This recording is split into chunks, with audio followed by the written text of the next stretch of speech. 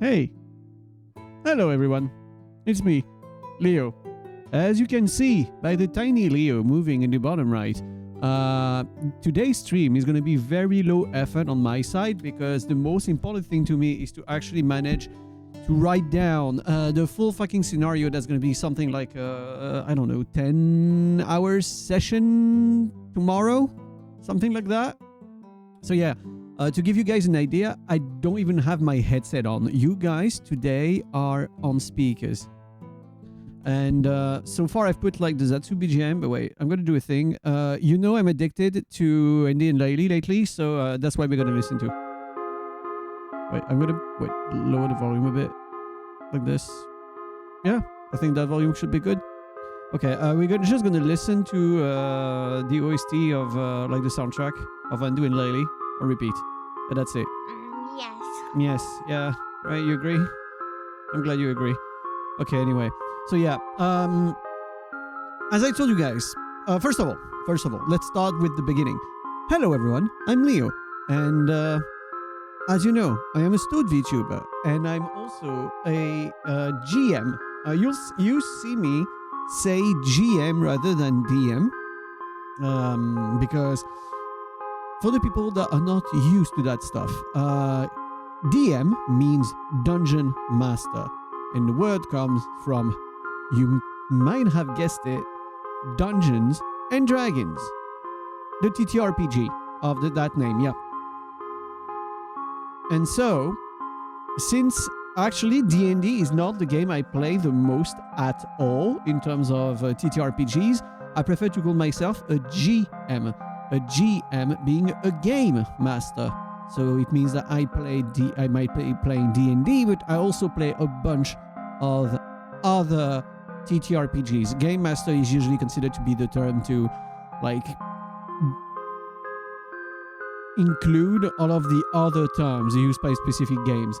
Like I know there's a game that says lore master, there's a game that says storyteller, there's D&D with Dungeon Master. Like there's a lot of different like denominations for the person that basically leads the game. But the one that is part of it all is Game Master. Since I played a bunch of things and I like playing a bunch of different games, I'm just a Game Master, I'm not a Dungeon Master. Also, I am very sorry. I'm going to say it right now because I'm going to be talking a lot today about a bunch of topics that might not interest everyone. But yeah, I'm going to be nerding out, basically, about D&D and TTRPGs and stuff endlessly today. This is what the whole stream is going to be. It's just going to be me talking about different... what is it louder suddenly? Okay, stop. Okay. I'm going to lower it for myself too. Okay, yeah. So, I'm just going to be talking about stuff. If you guys... sometimes I might just speak, ask questions out loud. Never hesitate to give, like, your grain of salt. I am completely interested in what you guys have to say also, in what I'm writing. But, yeah, basically it's a way for me to be able to work on that thing I want to have ready for tomorrow, for this evening. And maybe share a few things, or if anyone has any question about all the process or anything I do, never hesitate. That's the reason I'm streaming today. Okay, so to the brunt of things. I have a group of... Shit, how many there are again? This is a good fucking start. Okay, so to give you guys context, we play once every 3 or 4 months. Let's just say that adult life hasn't made things easy for all of us to basically play together all the time. So we play once every 3 months, something like that. 2 to 3 months. Or 2 to 4 months. Yeah, anyway, you know what I mean. We don't play... We don't play often. Let's just say that. We just don't play often. And I have 5 players. Okay, I have a team of 5 players that are now currently level 8. Which is starting to get kind of high for D&D. Level 8 starts to be kind of high because as far as I know, most official campaigns... so official campaigns are the ones that were written by the authors of the game rather than anyone else.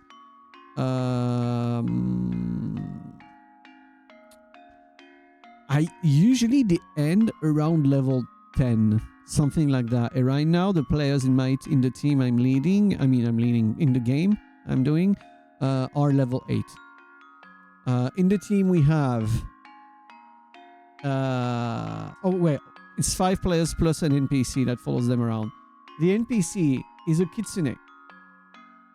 So it is a homebrewed class. Yes, you can see like the image for the kitsune is literally Ari from League. But yeah, the kitsune is a homebrewed class, and basically it's a variant on a... I lost the words. A variant on...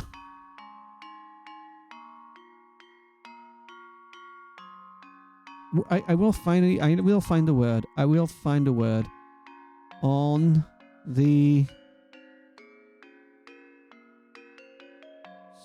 sorcerer. On the sorcerer. It's a variant of the sorcerer, basically. She's a sorcerer. Yeah, words are complicated sometimes. Especially like you'll find me stumbling on words a bunch today because I'm used to DM or GM in French. So. But my books are often in English, so I always have to translate things from one side to the other because on one hand, my players don't understand English. On the other, a few books I have only in English. Hey, Parakeet! I'm pretty sure you're going to participate in the conversation today, Parakeet, as a game master yourself. So yeah, as I was saying, I have a group of 5 players that are now level 8. We have the NPC that accompanies them, that is a kitsune, so a homebrew race with a sorcerer class. We specialized in basically fire stuff. She does fire stuff. We have a Talos Storm cleric. We have a Talos Storm cleric.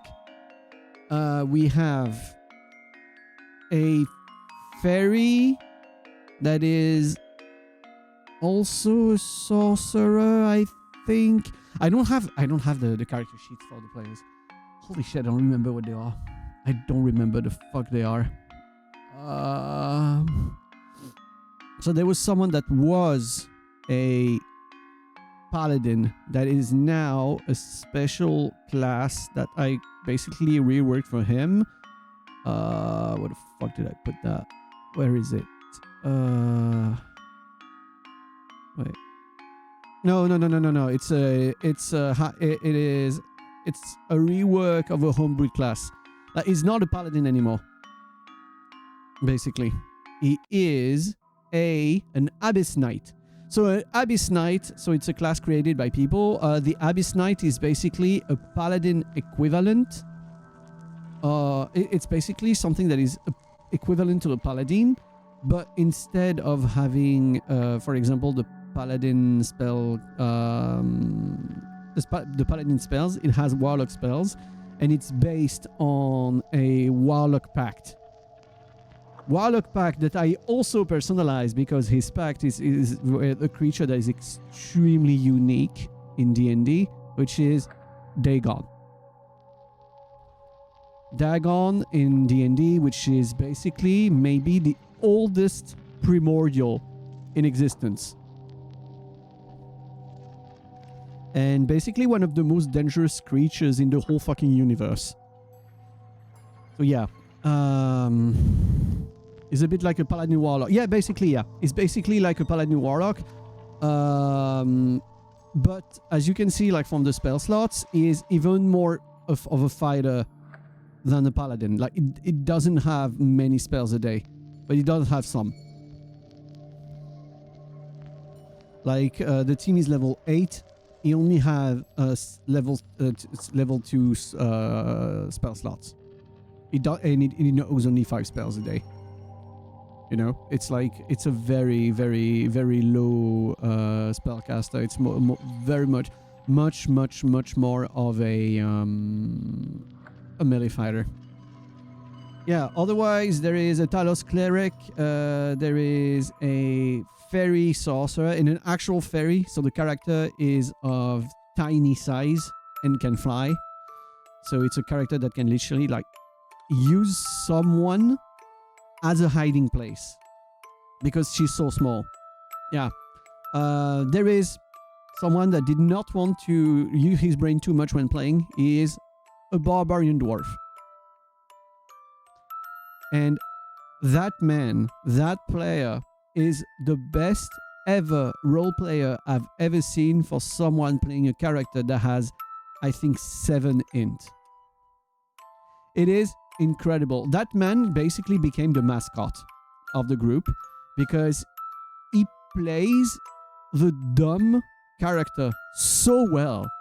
Everyone loves him for it. And everyone scares how he's going to react to something all the time.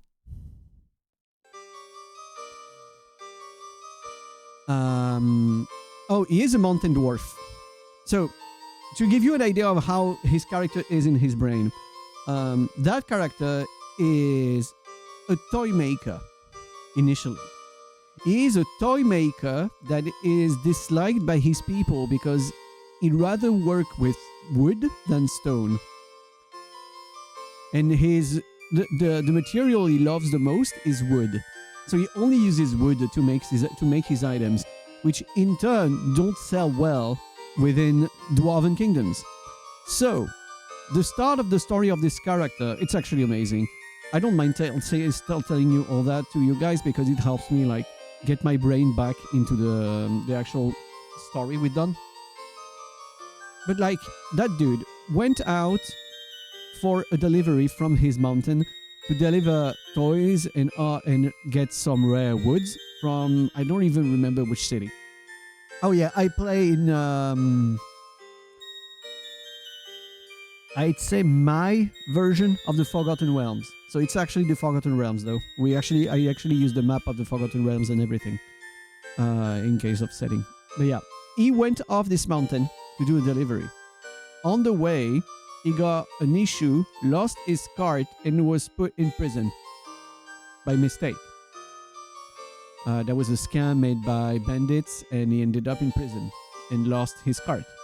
Then, after that, he ended up going to a small village to help people with a wyvern menace. There was a wyvern mother and child that were in the forest near a village, and he ended up helping with that. The thing is, that dude was still in his mind trying to get information about his lost cart because he's a toy maker. Why the hell would he stop minding his cart? But he takes care of the thing with the wyvern, helps a little girl in a smithery to feel better about losing her mom by making her toys. And then follows another group to something else again and ends up in Waterdeep. Thing is, the group he meets at Waterdeep ends up telling him, but where did you lose your cart? He had no idea. Where were you going? He doesn't remember. It was written on the paper he had on the cart. Where are you from? And that is when his character became very sad because he realized that he knows he comes from his mountain, but he has no idea where his mountain is. So that dwarf forgot where he's from and has been away for almost a year and a half at this point. But he is a simple man and he's trying to find his uncle that he knows lives within the humans to try and ask his uncle, where am I from? To then go back on the path, try and find his cart to get his thing, finish his delivery, and then go home. Yeah. Also, he has a huge dog that he is trying to train to use as a mount. Yeah. That is Grakmir, the dwarf. That man is amazing. And the player playing him is absolutely incredible because he actually plays his character like he has like 6 or 7 int. It's great. And the player sometimes is frustrated because he's like, I can't say anything else because that's how he would react. I cannot answer this question. I cannot take the right decision because that's how he would do. He's not smart enough to do that.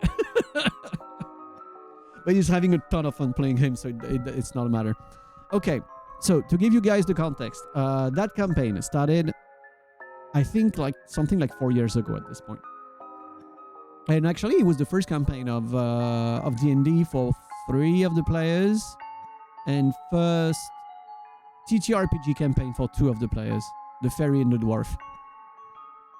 So, they started at Waterdeep, following a quest to help a village where winter was endless. Basically, it had been winter in this village for the past 6 months. And so people were getting worried. At the same time, in this village, there was apparently a small dungeon that was interesting to go look through for, let's say, not too greedy beginner adventurers.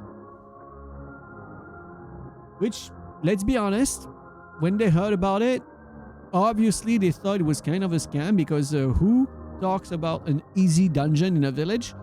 But they were there to do the investigation about the endless winter anyway, so why not visit it? The thing they realized is that when they went into this dungeon, because they ended up going there, when they went into this dungeon, the dungeon was actually a trap, and the villagers were all following the cult of Auril, the goddess of winter. The neutral evil goddess of winter and the cold of the Ferinian pantheon. This goddess, right there. And so, they were to... They apparently have been sacrificing dumb adventurers that would go into this dungeon for a very long time to try and get a manifestation of Auril in a material plane. Which is not a good thing, because the one and only goal of Auril is to make the whole world endless winter. And when I say winter, I mean northern Canada or Antarctica winter. Not like just, oh, it's cold outside. No. It's the whole world covered in snow and ice. So yeah, the players ended up meeting the newly appeared manifestation, and was saved by a mysterious scroll they had in one of the bags of the people of the team. They trudged by foot back to Waterdeep for a week, faced a frost... what's the name of that thing? Those creatures again? A winter hag? Is that the name? I don't remember the name of those creatures. I think it's a winter hag. Let me check monsters again. Hag.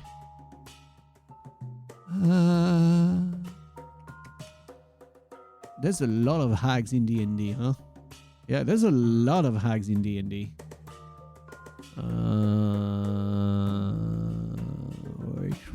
What is it? Bestiary. H-A-G, hag. Oh, a burr hag.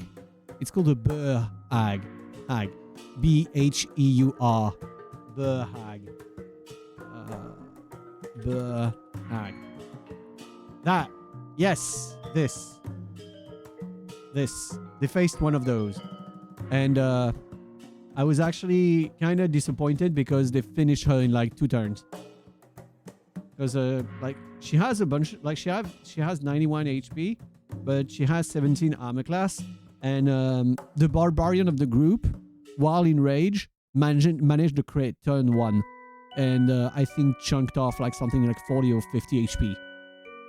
So yeah, the fight was a lot shorter than expected.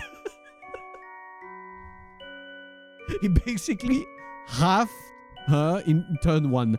So I was like, oh, okay. Well, that was unfortunate. Anyway, they go back to Waterdeep. They see people. They talk to people. They go in a tavern. They meet the Kitsune woman that becomes part of the group as an NPC. Oops, music, please come back. Okay. Then since they know about Auril being back to life, and that they need to warn people that are important, and I don't remember how, but they knew that Ariel and her new army, because basically the whole village where they were starting an army. So Ariel and her army would march towards Waterdeep, because Waterdeep historically has been mocking Ariel with their winter celebration every year for centuries, and so Ariel would make an example out of them. So they went back to Waterdeep. They knew that they had to warn people that a literal fucking evil goddess and her army of frost giants, hags and stuff like that would attack the city. But of course they were no one, so who the fuck would want to listen to them in the first place? They managed to meet someone that was important enough and would listen to them. And they also met an old man. Well, an old mage. Okay, well, I'll test the knowledge of D&D from the people in chat right now. They met an old mage wearing colorful clothes and smoking a pipe that was also a very nice and like it was a very nice man with always a big laugh, a good drinker, and all of that. But for some reason, they felt like that man was not just a simple mage. Is that man by chance a cheese collector?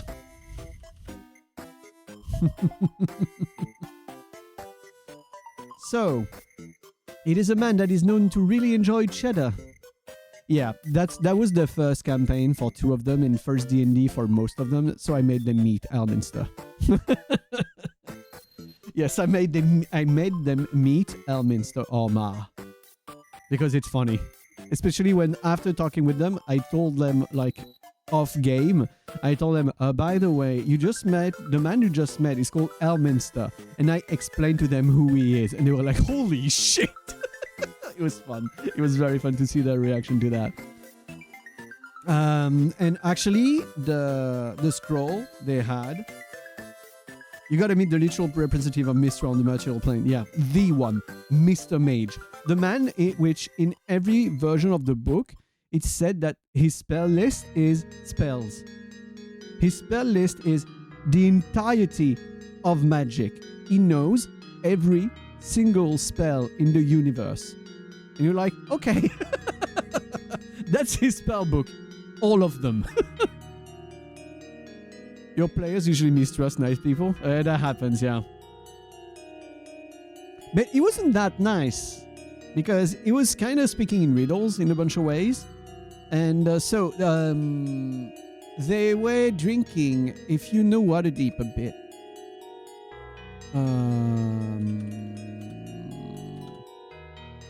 They were drinking in a tavern of Waterdeep that is pretty famous, and it's called the Yawning Portal. The Yawning Portal appears in even in some of the Baldur's Gate games. Oh no, maybe in the Neverwinter games.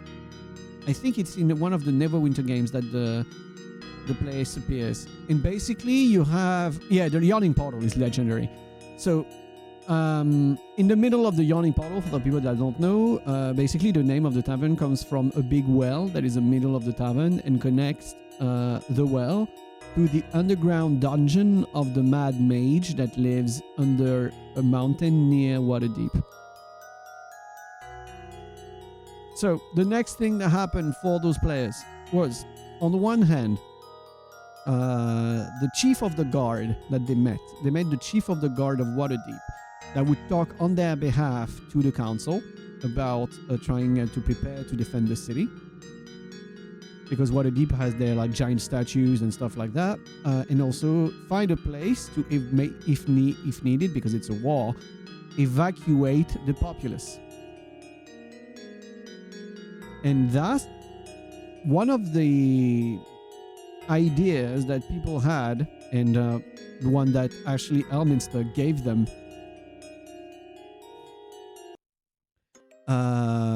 That's a great point. Using spells from former editions to show how old he is. That's great. I think officially the last time his age was counted, Elminster was 1,243 years old. I think that was his age officially. Last time it was like written down somewhere. No, last time a date was detailed in the Forgotten Realms, most of all. Because they stopped giving dates to things to let players and DMs be more creative if they wanted and not rely on an existing history, because people complain about that and I find this dumb. And yeah, I'm not going to continue of that because otherwise I'm never going to continue.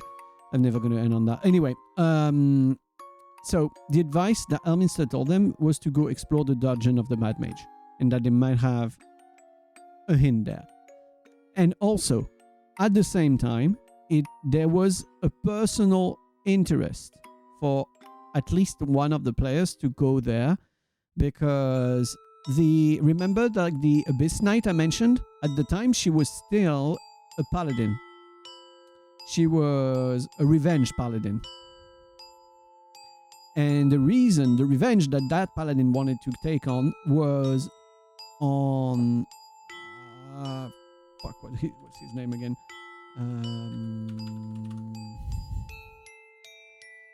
Basically, her island where she lived. She's a half sea elf, by the way. She was a half sea elf. She wanted to take vengeance on a certain someone. A someone called Xanathar, the Beholder, leader of the Xanathar Thieves Guild, because her village was a victim of a raid from people affiliated with Xanathar's Thieves Guild. So, their goal was going into the dungeon of the Mad Mage and reach Skullport. Skullport, or also nicknamed the Port of Shadows, is a city that is basically below a mountain within the third level of the Undermountain, which houses the dungeon of the Mad Mage, the dungeon of Alistair Blackcloak. Anyway, long story short, they managed to go to Skullport, realize that they are much too small of a little party to face Xanathar's Thieves Guild, that they have no chance to ever face Xanathar. I think they were level 6 when they were there, so a group of like 5 people, 5 level 6 people. Imagine having a chance against Xanathar. You don't. You don't have a chance against something like Xanathar.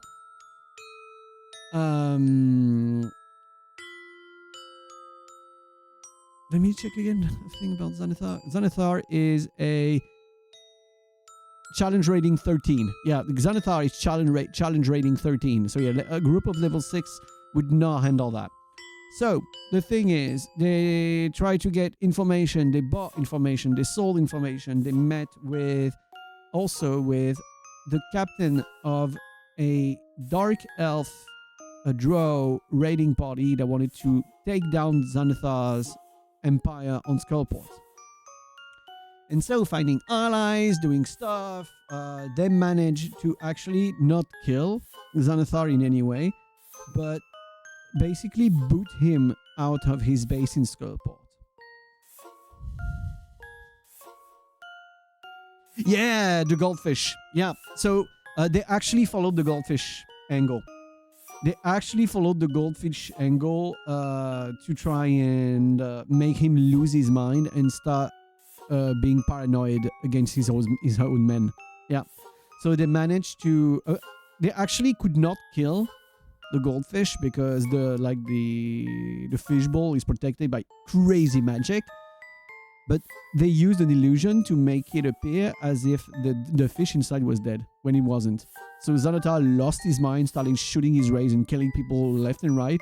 And that was when the Elven raid, the Drow pirates attacked the base, which managed to completely blitz the Thieves Guild, which in turn makes Xanathar go away because he is an extremely cautious beholder, and so he just left with his most important treasures. But the goal was achieved. The group managed to clean up an old testing facility that was owned by Drows a few centuries ago, which is still theirs, actually. They still have like a pretty nice and big building inside in there. In that building, one of the players in the team died. And she was a Tabaxi monk, but died. The Tabaxi monk was torn in two by... what's the name of those things again? The creatures that are half drow, half spider. And are extremely fucking dangerous. I think the name starts with a D. What's the name of that thing again?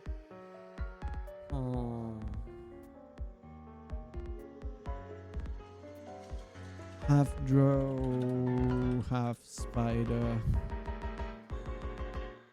It is a Dryder. A Dryder. The creature that Mini Vici was want to romance. So, an Arachne, I would romance. A Dryder, no way. I know Dryders. I am not touching a Dryder with a 10-foot pole. There is no way. Dryder's far too fucking dangerous. No, it's yeah, Arachnes. Yes, I would go for an Arachne. Weak? Come on, bruh. Like, drows are already extremely murderous, especially the women. I'm not trying one that lost her mind and became spider. And also giant. So no. There is no way. I think her saliva can melt my face. So, yeah, I'm sorry. But yeah. Anyway. So the Tabaxi was torn in two. In one turn, she took a crit that was more than her full HP. Like, we were planning to replace the character anyway. But I did a throw that was so nuts, I just destroyed her.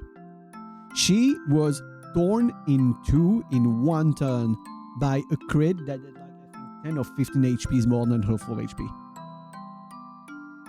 And that's when the fairy came in. Because the fairy was basically kept in a jar in the room. So the group defeated the Dryder, and then they freed the fairy, and the fairy joined the group. And also, the other thing they have is a druid, and the druid is... So it is a race that is from the creatures of the multiverse. The small creature... Mordenkainen's monsters of the multiverse, I think it is. I think that's what it's from. So it was the first version of it, and I think she's a plasmoid. Oh yeah, she's a plasmoid. So we have... It's basically a slime. A plasmoid is basically a slime. So, once again, the group. Abyss Knight Sea Elf. Plasmoid Druid. I don't remember the race, but we have a...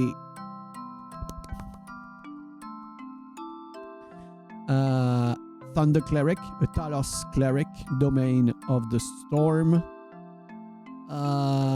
We have the Dwarven Barbarian and the Fairy. That's 5. I think I said everyone. I think I forgot someone. My brain doesn't work. Anyway, I don't need to remember who they are to do the story. So after that, they went at sea to do a thing. I don't even remember why they went at sea. Oh, they took a portal. The fucking Undermountain is filled with portals and shit, so I don't remember how they went there. But anyway, so they got basically half threatened, half invited to go visit an underground city. What's the name of that fucking underground city again? Let me check. The D&D Krakens, because it is from the cult of the Kraken. So notable Krakens, and it is... Where's the notable Krakens? Notable. Slarkethel. Okay. So they were basically kidnapped, I guess? Half kidnapped by the Kraken Society. The Kraken Society being like a secret group that lives mostly in the town of... Where's the city again? Slacklethel. Slacklethel. Trackless Sea. Yeah, the Ocean West.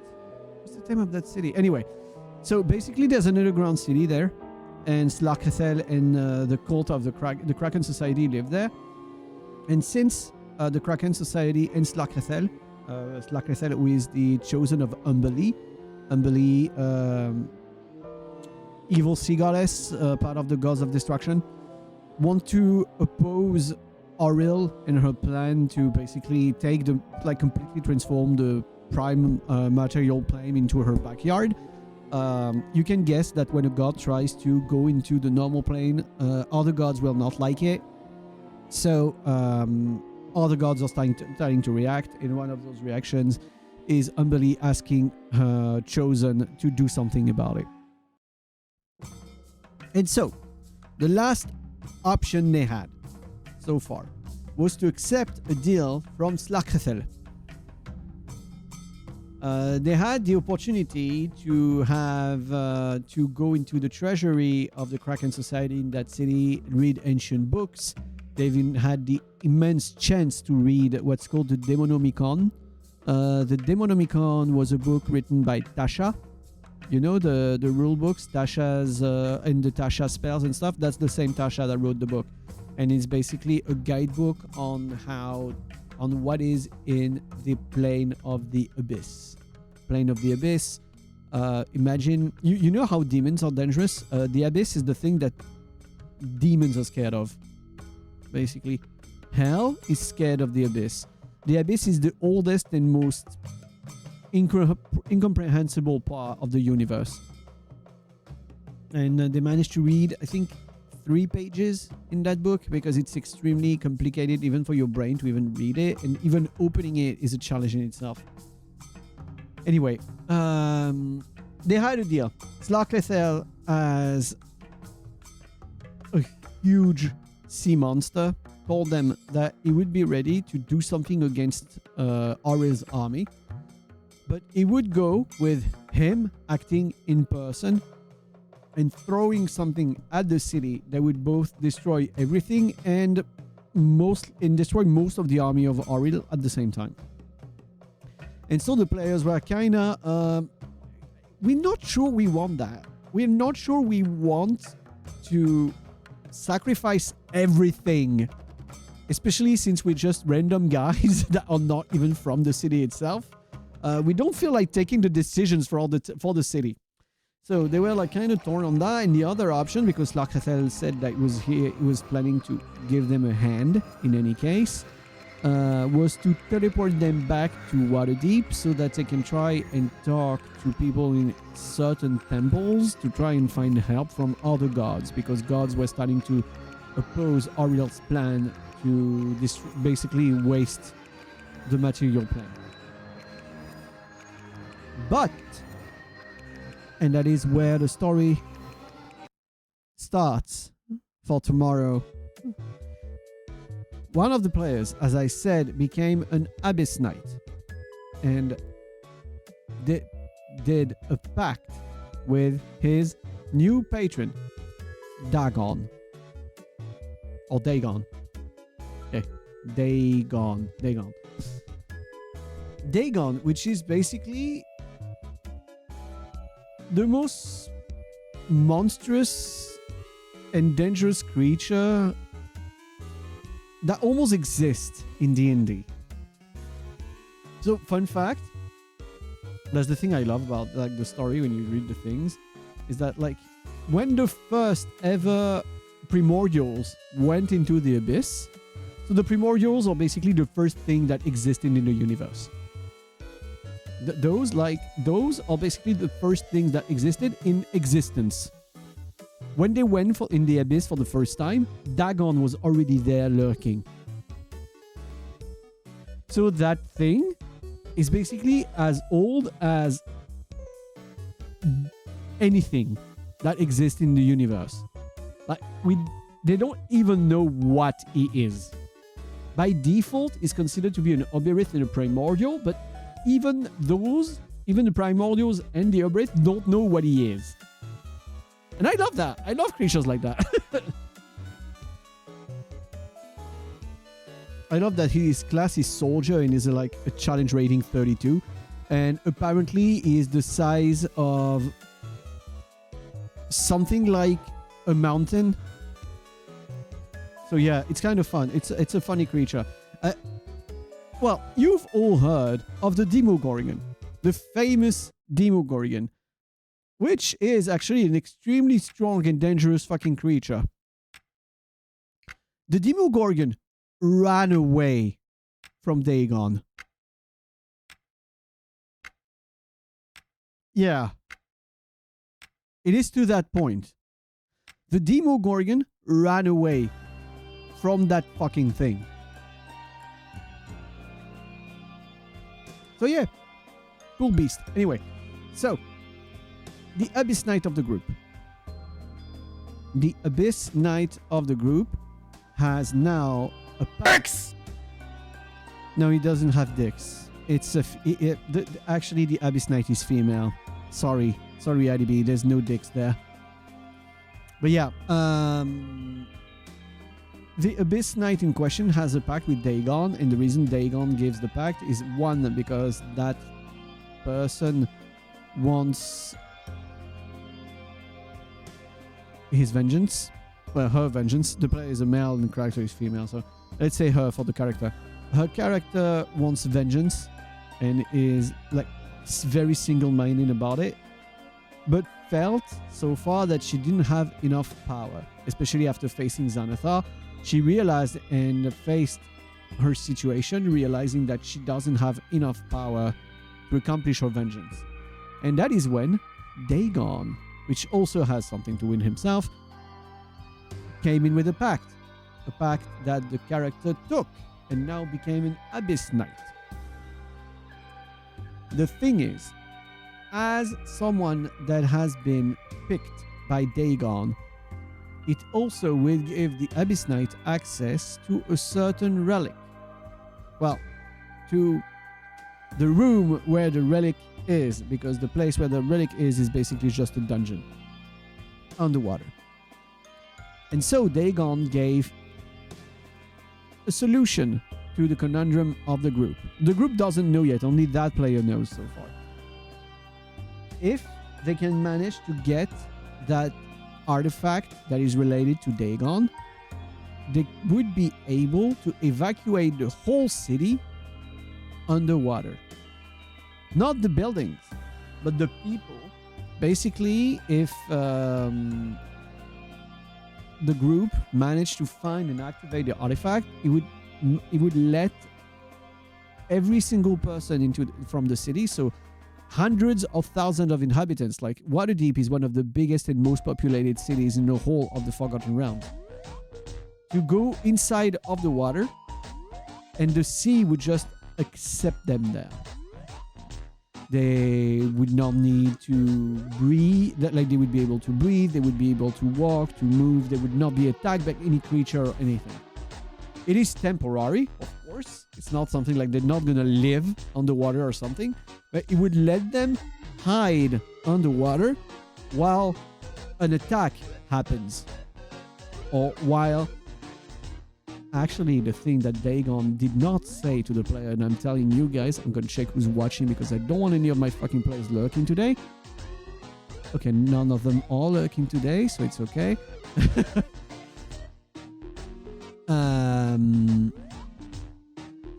Dagon is planning to act himself if the artifact is used.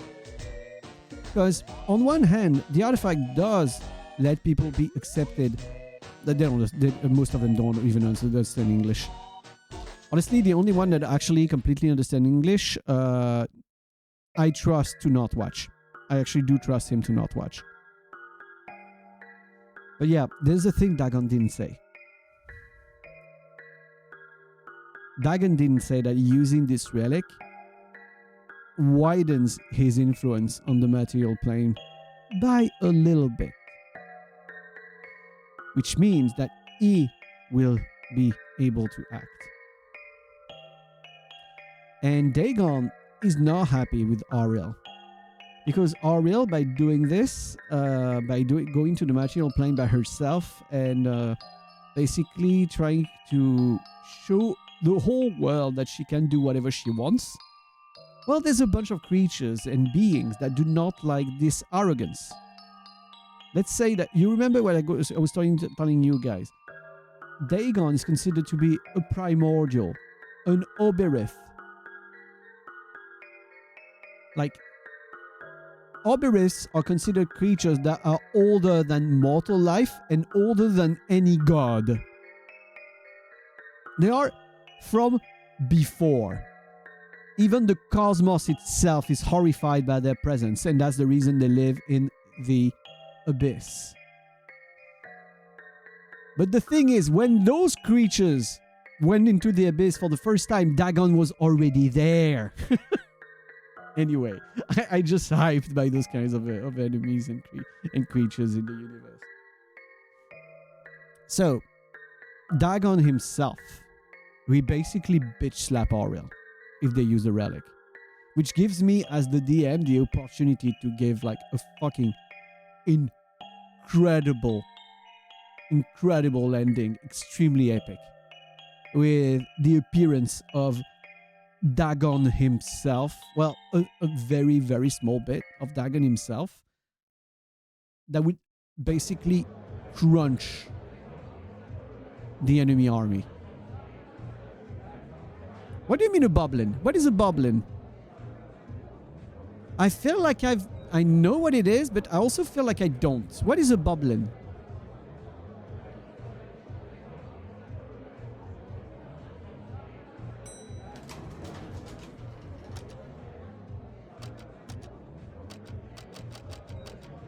Boblin the Goblin.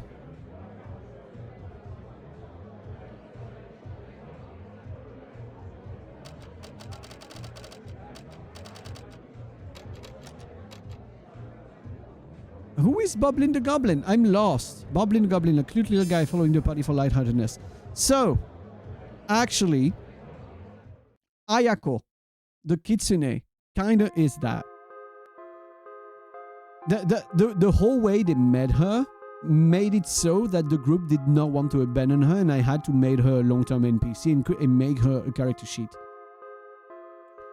So, the first time they met Ayako, the kitsune, was back at the Yawning Portal. The first time before they left for the Winter Village. They met that girl that was a drunk. Like a huge drunk, drinking on her own, and that almost managed to completely outdrink the dwarf, the 20 constitution dwarf. So the dwarf, his first and only reaction was, the only reaction of the dwarf was to have immense respect and kind of fall in love. It was like, oh my god, now this is a woman. Also, she's tiny. Is Ayako inspired by a certain someone? Ayako is inspired by a former character of mine. She's inspired by a former character of mine when I was a player. Which is why I don't want to make her too powerful either. So imagine she is a 1 meter 50 centimeters lady, or even shorter than that. I think she's like 147 or something. Like, she's very short. She's tiny. She has 8 strength. She's weak physically. Like, she doesn't have strength at all. She has decent constitution and a bunch of traits about being a drunk. Oh, no. Like I told you, that campaign started 5 or 4 years ago. That campaign started before Face Connect. It started before Tenma debuted.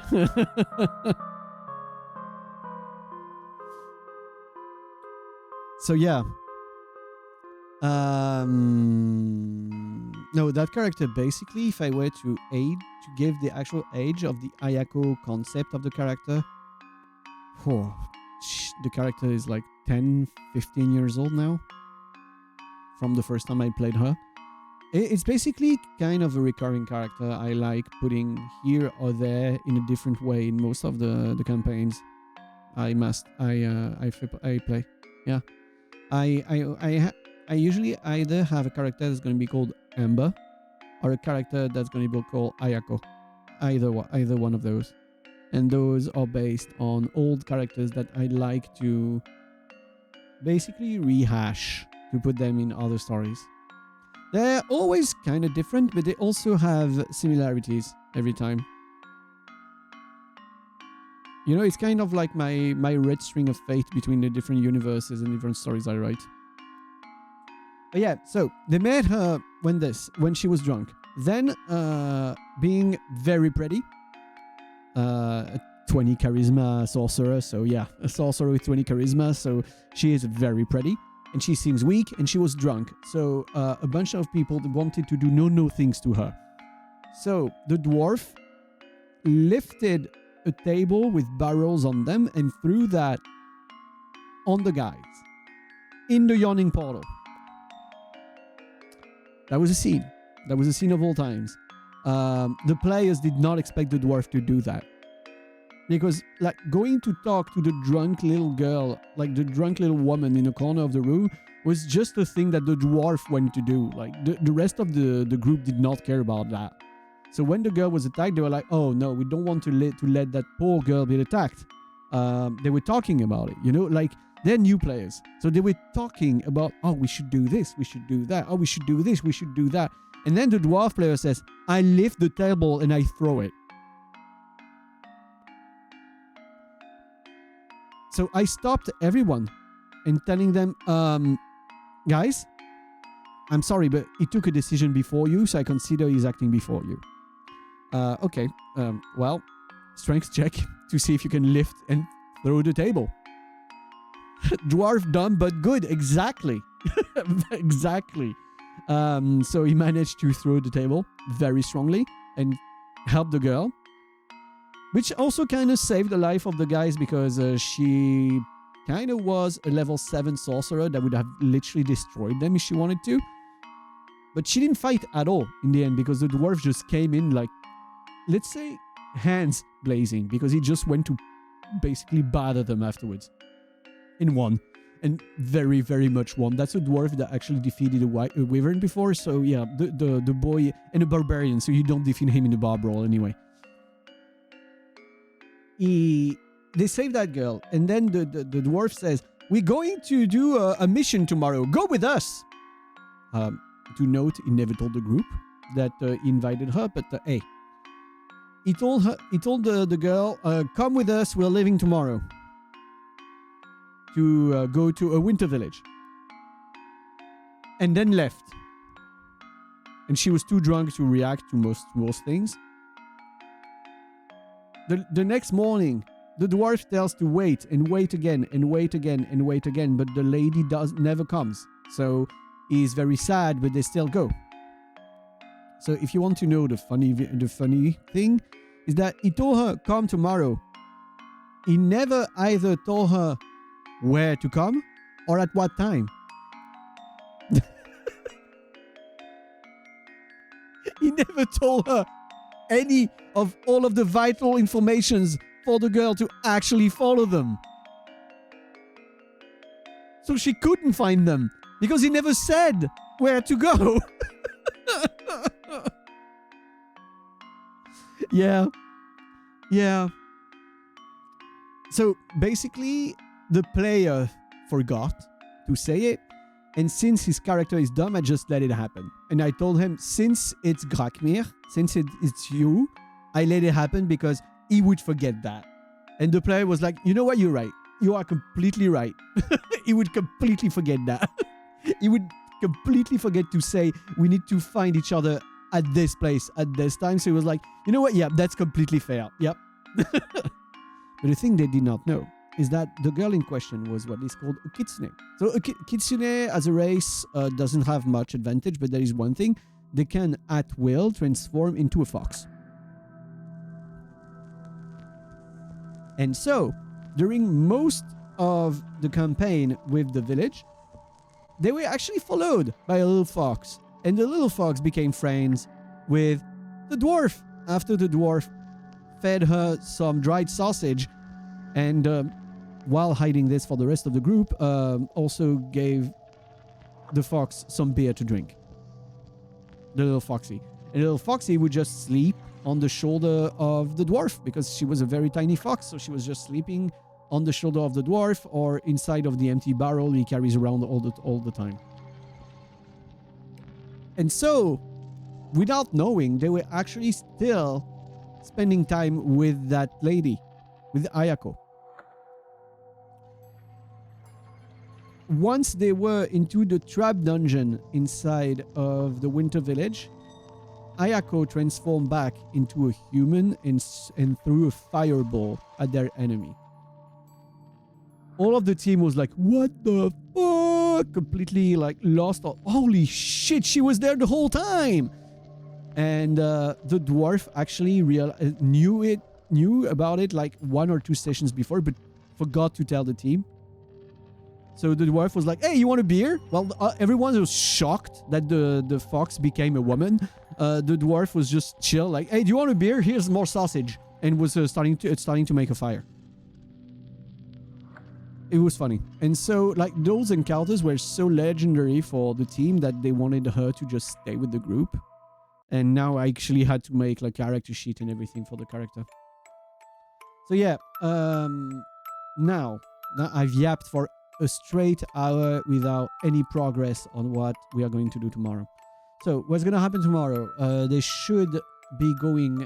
I think they're going to take the decision. I'm pretty sure they're going to pick going to the dungeon to get the Dagon artifact.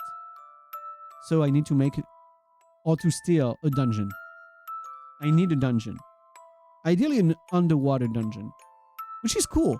Like a dungeon underwater, you can make like traps and stuff. Very interesting.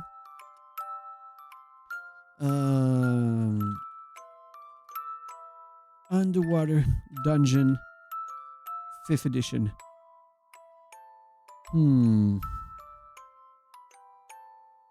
Could be an underwater cave. Could be a city that disappeared under the water. Do you guys have any ideas? Actually, like, don't hesitate to participate in that. Actually, like, honestly, do not hesitate to participate in that at all. Because they're already involved with a bunch of things that are related to the sea. And now one of the characters is literally the servant or in a pact with a creature of the abyss and affiliated to like the depths of the ocean. So I think going with the water dungeon is the best thing we can do. Thank you. I don't want to listen to that anymore.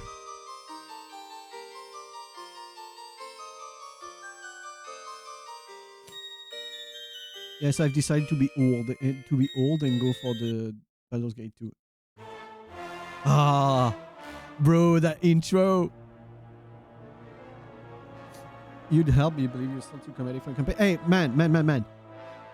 The basic of brainstorming is to get any idea.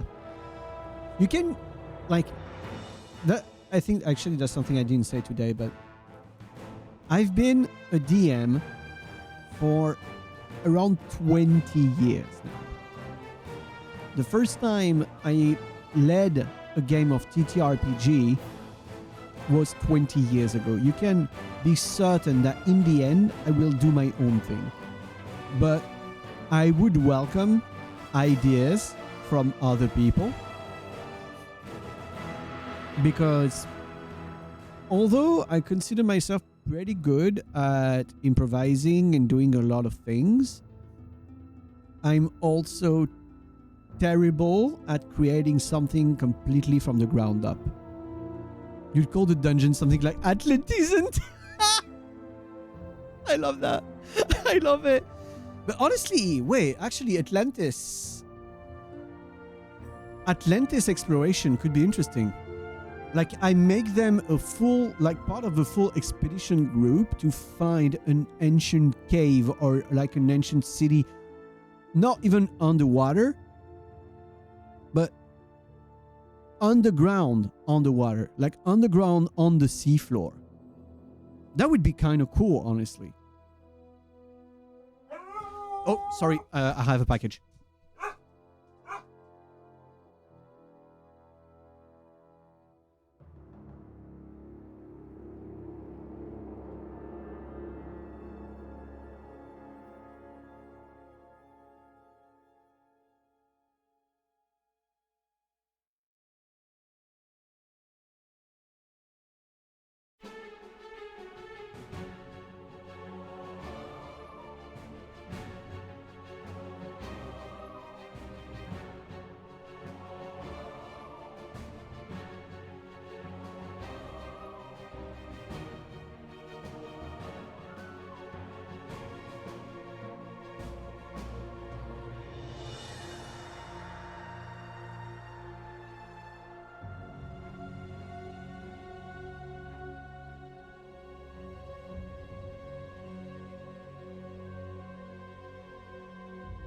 Okay, Stoti is back.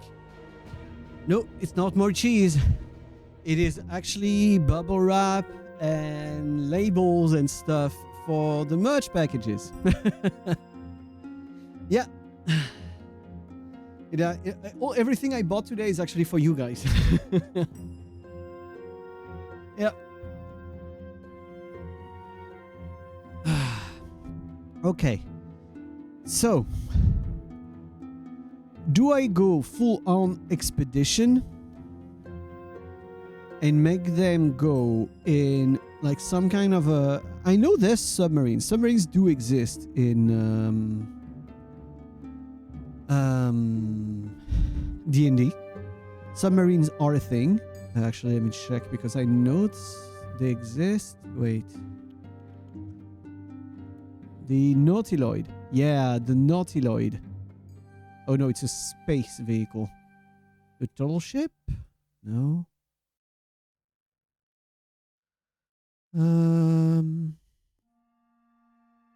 The squid ship? No. All of those are like water, like.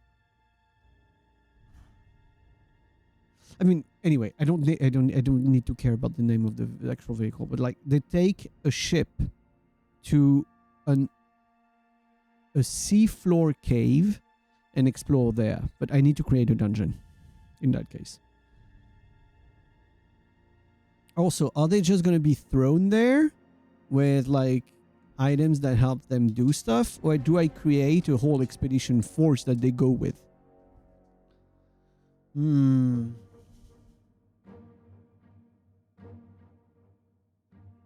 don't know. I think going full expedition force could be fun, but I think it might be a little too much for this far into the story.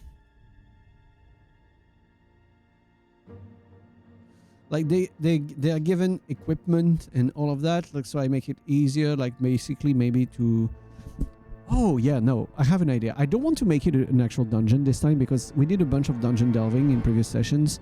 So I think what I'm gonna do is they're gonna have to face basically nature, like go through grottos, face sea creatures and other weird things. Maybe something that has links with the abyss too. Well, weak things from the abyss because they're only level 8 and they're gonna die if they actually meet something from the abyss. But like make something that's linked to that or related to Dagon. And oh yeah, I also, if I go Dagon like,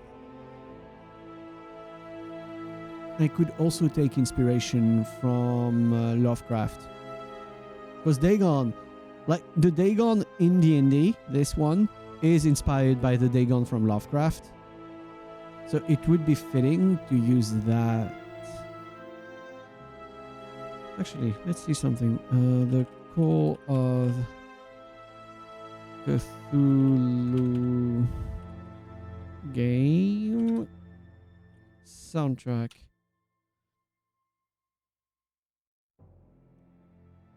Dark Corner of the Earth. That's the one I was thinking of. Who is the soundtrack of this? Welcome, Strike. I am yapping about TTRPG. And I was actually just about to start actually writing the stuff. So, to give an idea, our group of players are going to go on a seafloor exploration through a cave system, having to walk, maybe even sometimes walk underwater and stuff like that, to, in the end, find an artifact that would let them use a creature of incredible power to save a city and kill a god. Yeah, basically this is it, yeah. It sure sounds like a nice premise. Unfortunately, they're already underwater right now, so the shore is kind of far from them, but I see what you mean. Okay.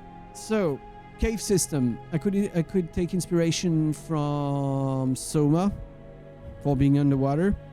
I could take inspiration from the Cthulhu games and Cthulhu books, like the Lovecraft books. I could take inspiration from the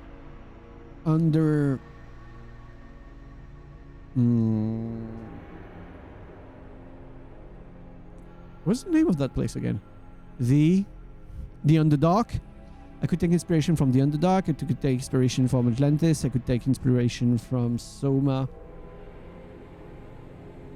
But yeah, players last time had to go explore the dungeon of the Mad Mage and face Xanathar's guild.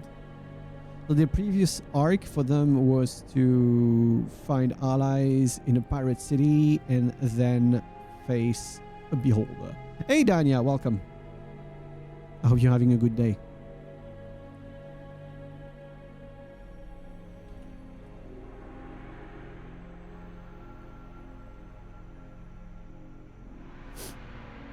So yeah, I kind of want to have them more of an kind of open world area to explore, like in that place, more than an actual dungeon. I might use a dungeon generator. Let me see. Dungeon generator 5e. Oh yes, dungeon.bin.sh. Those. Holy shit, man. So dungeon size, let's say square or round. Better round. What is a peripheral egress? I don't know what a peripheral egress is. Okay. Room. Dense. Big rooms because it's caves. Room size huge or large. Doors, none. Polymorph room. What the fuck is a polymorph room? Okay. Corridors, labyrinth, or straight. Yeah, make it simple. Or errant. Dead ends, remove some of them. Stairs, no. Map style. Classic. Ooh, oh, that's ugly. Crosshatch, no. Wooden. Oh, wooden is nice on the eyes, it seems. So, party size, 5. Dungeon level, 7. Atlantisant. Modif. Aquatic.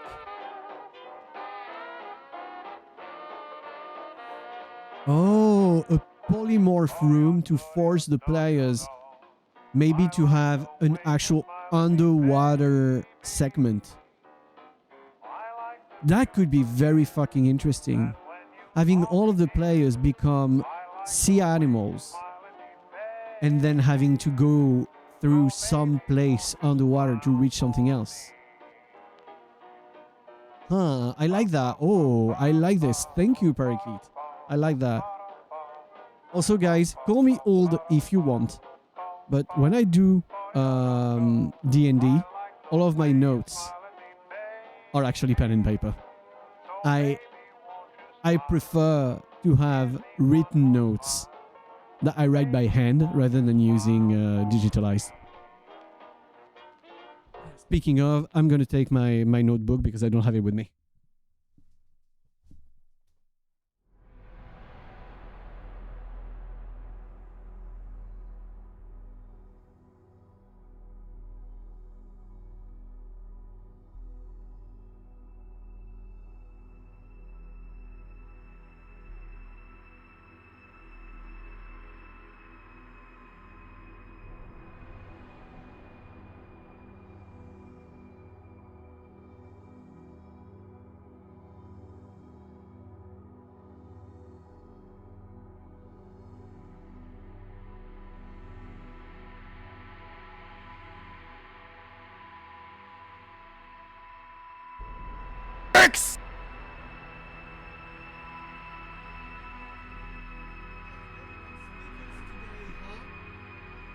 You know you're on speakers today.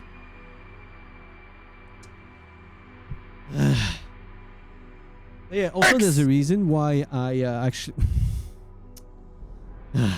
I actually use pen and paper is because it's much faster to go from one page to the other than always having to jump from page to the other in digital. Word And I around the can also office is you've look got at a like fat 6 cock. or 7 pages at the same time if I want to. Oh, come on!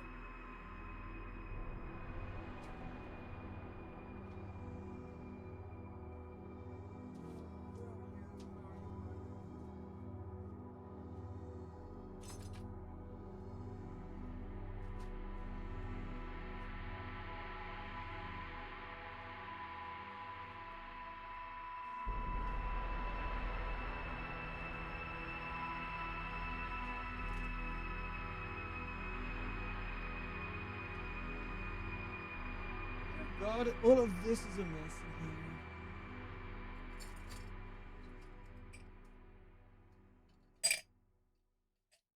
Pen. Okay, I got a pen. This is the start. This is the start. I have a pen.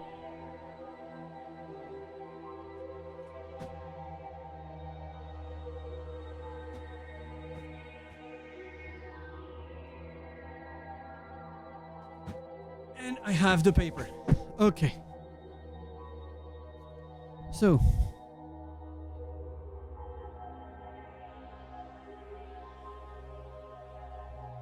Polymorph room. Force sea animal form. It could be interesting after, like in the water part afterwards, that like there's basically like depth monsters or something like that, and they have to float around while being underwater in a setting that they're not used to. Though, oh, I wonder, do I let them still, like for example, do I let them keep the like this stat block or access to their spells? Because we have a druid, we have a Circle of the Moon druid, so the druid basically could transform into something else if he wants. Or both vocal components. I'm not sure. I'm not sure I want to stop them from having it. Yeah, I know it switches a stat block, but do you stay a spellcaster as a druid? I don't think you do, actually. You shouldn't. In that case, the thing I would do is that I write down the stat block of the new creature. Thank you. Get back for the gift to Stoat. Thank you, man. Yeah, your mental stats stay the same, so they could communicate and stuff like... I would not stop them from communicating, to be honest. Yeah, and also the druid is a Circle of the Moon, so literally specialized in transformations.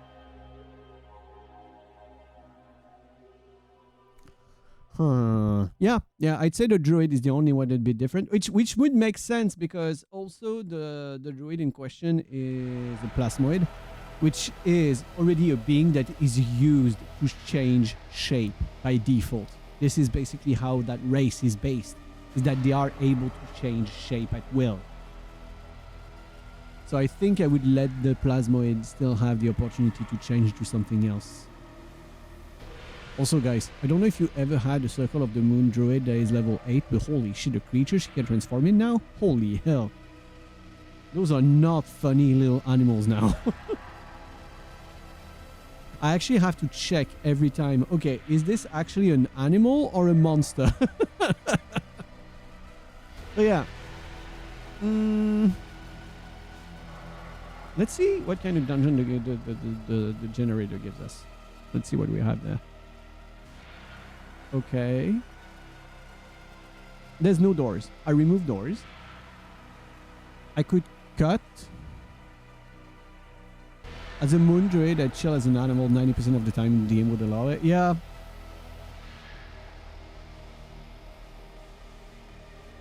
Let my cat self be carried around by another player. I mean, that's already exactly what... what's her name? What Ayako is doing as the fox. She basically, every time there's like a long trek or something, she goes back to her fox form and goes to be carried. And actually, the plasmoid does the same, because a plasmoid loses his shape when he sleeps. The dwarf actually always has a barrel on him that he carries sometimes the plasmoid in when they go from one place to the other. They have a very symbiotic relationship. The dwarf looted a frost giant belt on the Burhag. That's why he can carry all that stuff. Also, he's a fucking dwarf barbarian, but you know. But he has a frost giant belt. That is the reason he's so strong. Like, the whole group was like, oh, it sets your strength to that. Yeah, it's for him. There is only one person that should use that. It's actually one of the only real big, like, magic items they have.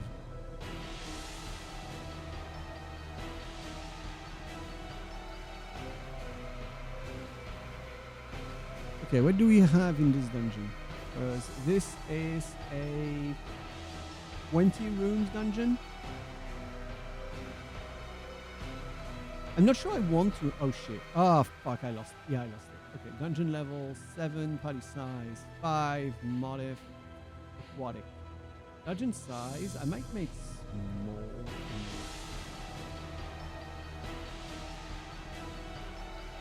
With dense rooms and huge rooms. I'd rather have big rooms that sometimes the players can get lost in rather than something else. Corridors, straight. Remove some of the dead ends. It's a cave system, so I think dead ends. Remove no dead ends. Yeah, remove no dead ends. It's a cave system. I would put things at the end of some caves, but I would not put a cave system. Also, music. I don't like the music. Next. Map style. Yeah, I guess. A square. I don't care. I don't care about like grids. I don't really like grids. I don't like grids. I don't care about grids. Oh yeah. I don't use grids and like grid movement when I play. As a DM. As a DM, we don't use grid movement. We use distance, and that's it. And we said that the name was Atlantisant. Yeah, the name of the dungeon is Atlantisant. This has been dubbed by Parakeet, and I'm gonna keep it. Okay, random seed. Okay, I know how I'm gonna decide the seed.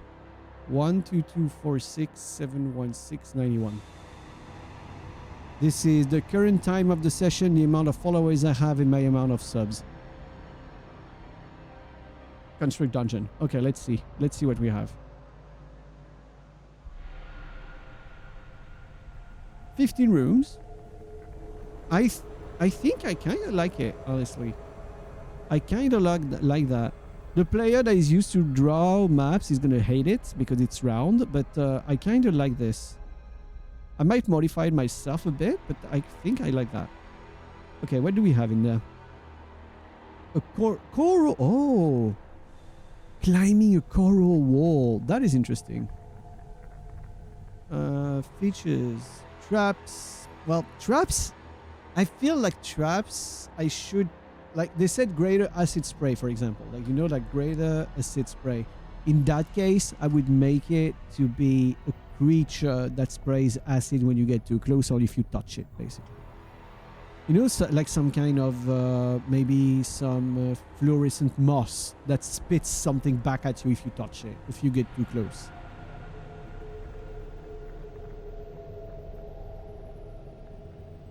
Cobwebs. I mean, we could have cobwebs. Fountain of water. Yeah. Chanting, filling the corridor. Oh, wandering monsters. So a Kuotoa Arc Priest. Holy shit, that is dangerous. 13 zombies, 3 hunter sharks, constrictor snakes, and 7 sea hags. Damn. I would change the constrictor snakes. But otherwise, I don't dislike those creatures. And the Kuotoa makes sense. Actually, what were Dagon's servitors, like servants? Kuotoa, okay. Kuotoa, Kraken Chul, Water Naga, Water. Oh, that's a funny bugger right there. The Chul, look at him. Ooh, I might use those. Okay, what is your stat block? What is your stat block, buddy? Chul. Chul. So there's the Chul and there's the Spore Servant. Okay, so Chul. Chul can breathe air and water. Okay, info. Chuls originated in forgotten ages when aboleths and stranger beings ruled alien empires beneath the waves. The aboleths transformed numerous deep-sea predators into servants that could venture beyond the seas to claim more magic and creatures to exploit. Chuls are the most enduring of these bizarre servants. Ooh! Many Chuls serve aboleth overlords, carrying out their whims amid lightless seas and primeval swamps. Other Chul obey new aberrant masters such beholders, grails, and mind flayers. Some Chul follow their own drives, endlessly collecting ancient magic treasures or interpreting age-old orders to bizarre ends. Oh, so they're also creatures that protect and collect treasures. I can use that. I actually can use that. Because, like I said, the goal of the players is to find an artifact, an actual artifact from an ancient being. Okay, what is the actual stat block though? Okay, armor class 16, 9d10 plus 27 HP, 19 strength, 16 con, can sense magic, has multi-attack, and has paralyzing tentacles, plus 6 to hit. Okay, and can grapple. Nice little bugger. I'm gonna keep him. I'm gonna keep that guy. Water Naga. Wait, the last stat block is from the 3rd? Wait. No, there must be something more recent. Water. Oh. Naga then? Oh no, they actually don't exist in the 5th edition anymore. The Water Naga does not exist in the adventure in the 5th anymore. Oh, that is unfortunate. They actually don't. Shit. Yeah. Well, we have a bunch of other creatures. We don't need the Water Naga. Kuotoa, we have the Wastrilith. What is that? What is that thing? Waterlord. Challenge rating 13. That is a boss fight. That's just not just an enemy. This is a boss fight. What's your name? Wastrilith. It's a fiend, a demon. Okay, and comes from Mordekainen monsters of the multiverse. Okay, armor class 18. 15d10 plus 75 HP. Bro. Can corrupt water around it. What does it do when the water is corrupt? Oh. Someone that swims or drinks this water must succeed of 18 difficulty Constitution saving throw and take 4d6 poison damage and be poisoned for a minute.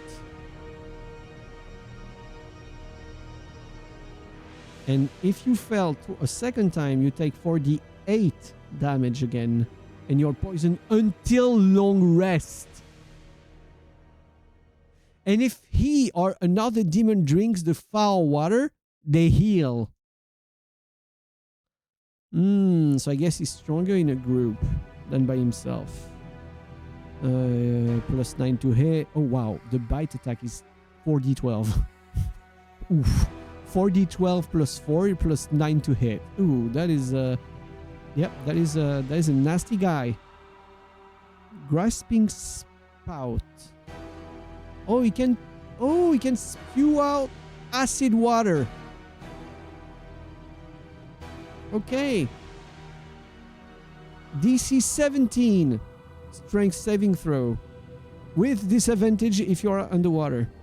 On a failed save, you take 4d8 plus 4 acid damage and you're pulled towards him. Oh, he can force you to melee. That's an interesting one. I'm gonna keep him. I'm gonna keep him available on the side. Funny little guy, yeah. A funny little guy.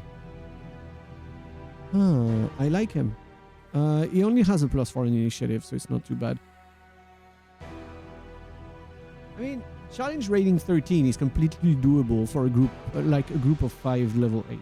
It's completely doable. I would like, even I think alone it would not be dangerous enough for a group of 5. We'd need like a few buddies with him. Maybe I could give him like 1 or 2 of the like the chul, like the fucking tentacled lobsters, like the tentacle lobsters. Yeah, I'm gonna call him tentacle lobsters because I don't know. I don't like saying chul. It's not hard. It's not complicated, but I don't like to say it. I guess it really goes with the fact that the creature is an aberration. But yeah. Okay. If you want to have a helper for fight calculations, I love the website Kobold Fight Club. Yeah, okay. I'm going to check that. Okay, Kobold Fight Club. Let me see that. Kobold Fight Club. Balancing fights in D&D is the thing that I hate the most. 5 players, level 8. Boom. This is what we have. We have 5 players, level 8. A fight could be medium, but feel hard. Oh, I see. I see. Let's see boss with minions. Like, you know, high XP, boss with minion. With, let's put our guy in there. Let's put our guy. Let's put a Wastrelith. Wastrelith. Add. Difficulty will be moderate, will feel like high. Which is good. I like this. Like moderate difficulty, but feels like complicated. Oh yeah, I think it will feel hard because it hits very hard. It can make one person very much in danger very fast. And if we add 1 chul. Difficulty high. It's now just it's a hard difficulty one. If I put both together, it is now a very hard encounter.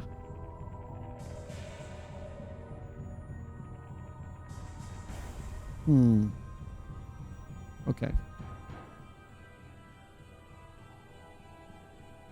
And the Wastrelith, I guess it really is considered to be a boss. Like, so the Wastrelith himself is a boss fight.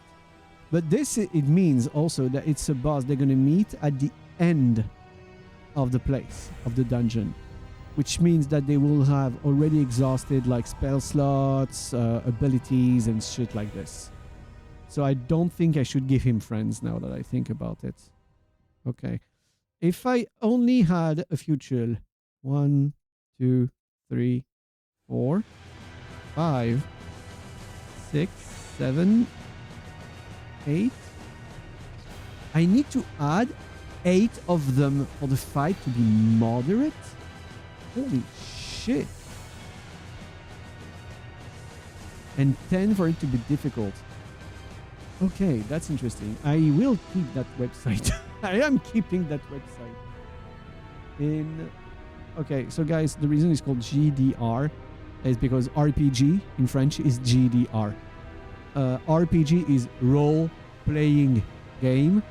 In French is jeu de rôle. So, game of role, basically. Can you check under the setting of the website which counter rules you have set? I haven't said anything. I can't go down.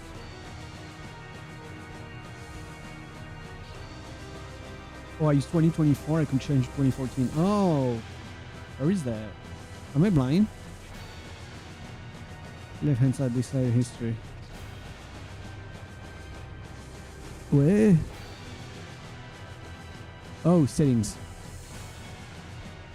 Ah.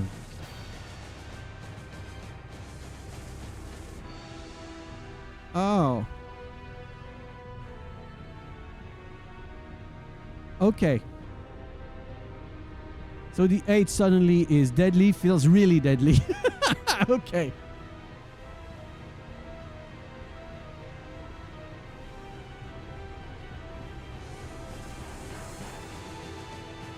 And then, how is the Westerlith again? Westerlith. Add. Hard feels deadly. I am good with that. Hard feels deadly. Yeah. I think that's what I want for a boss fight. Like they feel like they might die fighting it. Yeah, I think I have my boss enemy. That's good. That is good. So they can defeat this. Yeah, that feels okay, yeah, right? I mean, it is a creature, like we said. Large fiend. It's good. Very good, very good, very good. Okay. Yeah, I should give him like a few 1 HP minions. Let me see what I can find as aquatic creatures. I want aquatic or aberrations. Like, he is going to be an aberration, but I kind of want aquatic. Where is it? I'm on another website that I don't think I should show on stream, on the other page. But to the people that know, because I'm not going to say the name of that website, I just have a website that is a very good tools, if you know what I mean. But I don't think this is the kind of things I should show officially on the D&D category on Twitch. On the right hand side, I can filter in it. Oh, native environment aquatic. But left, yeah, but I can't see the stat blocks. I kind of want the stat blocks of the creatures and see images, you know.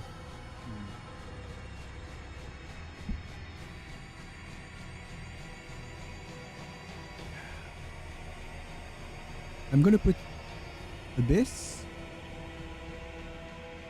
underwater, and let's say coastal. Okay, Abyss, underwater, and coastal. No ancient blue dragon. You're very nice, but no ancient blue dragon. No ancient dragon. I do not think that's what we want right now.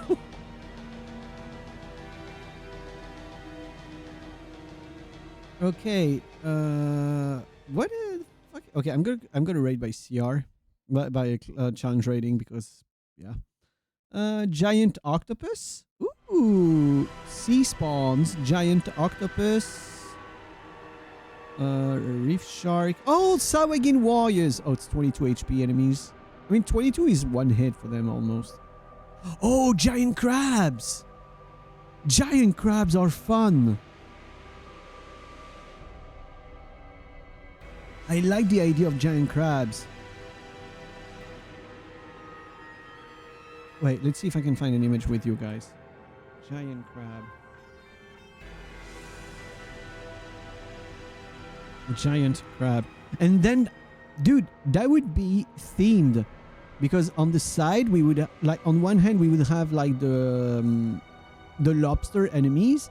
And on the other, we have the giant crab. Him. Look at him. And they could eat the crabs.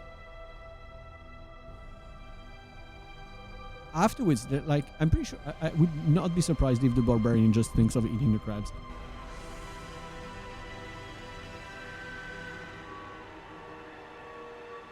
Okay. Giant crab. Boom. Like, they are 1/8.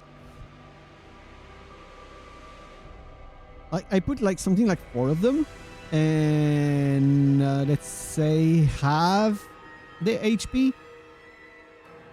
I mean, they have 13 HP. They have 13 HP.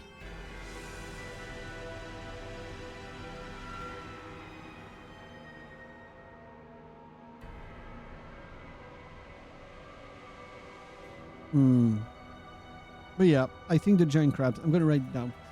So, worst relief.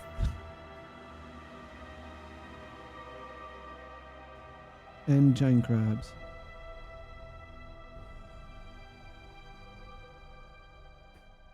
Okay.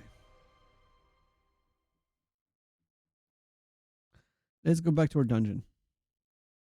So of those, I can keep a few of them. I can change some others. Let me see how is the Kuo-Toa Archpriest actually? Kuo-Toa Archpriest. Add. Easy fight. Okay, 1 Archpriest is an easy fight for them. Good to know. Huh. What if an Archpriest and some Sea Hags? I mean, if they're together, I'm pretty sure that's going to be very fucking strong though. Yeah, an Archpriest and 3 Sea Hags would be a hard fight.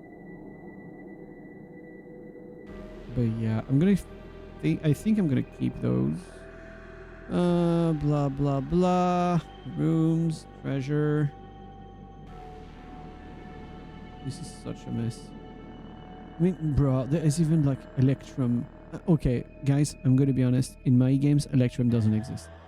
It's copper, silver, gold, plat. That is it. Fuck Electrum currency.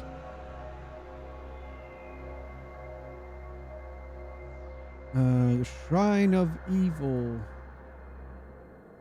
A ruined siege weapon. No, I don't care about that. This I would change. I mean, I think I might print this dungeon and maybe change it to what I want. Scythe blade.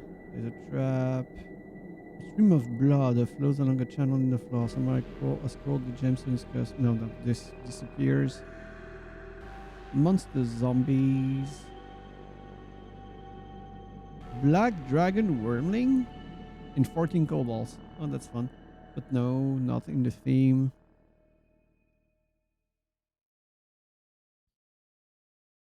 What the fuck is a Steam Mephit?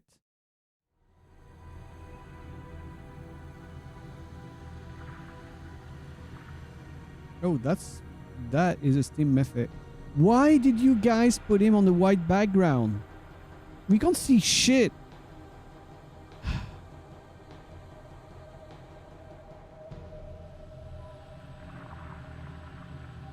What the fuck is a Steam Mephit? Steam?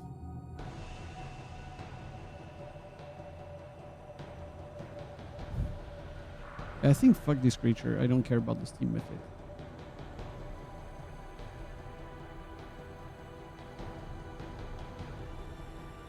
Yeah, I think I'm gonna have to rewrite a bunch of the rooms if I use that, but it's a good base. I mean, I could just keep the map. Or I could abandon this because I'm being less and less satisfied. Cave generator.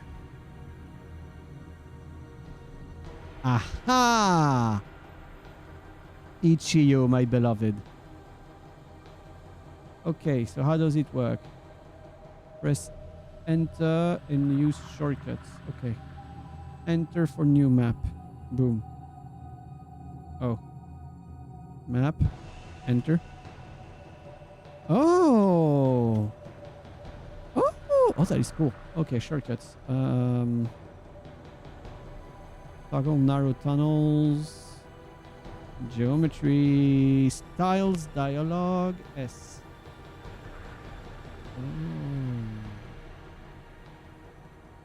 Oh. Ooh. Smooth walls.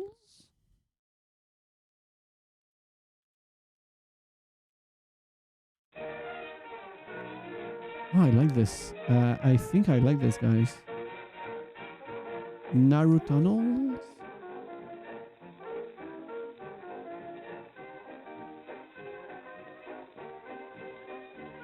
Let's enter.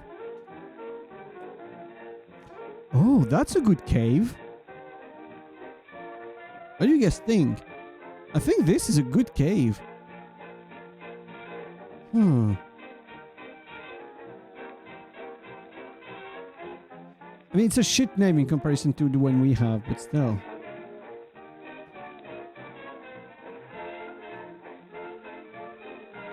Coral? Oh, it has the tag dry. Coral. There? Oh.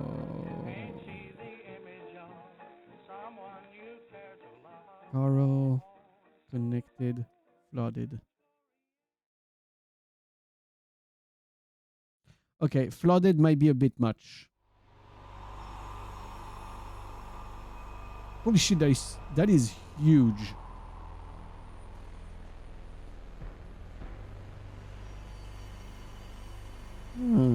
The crystal mine. Oh no. Oh no, not the crystal mine. Don't remind me of Elden Ring. Okay, I did say the one was... I did think some of the ones before were kind of big, but this one is a little bit small, my buddy. Oh, okay. No. The Whispering Descent.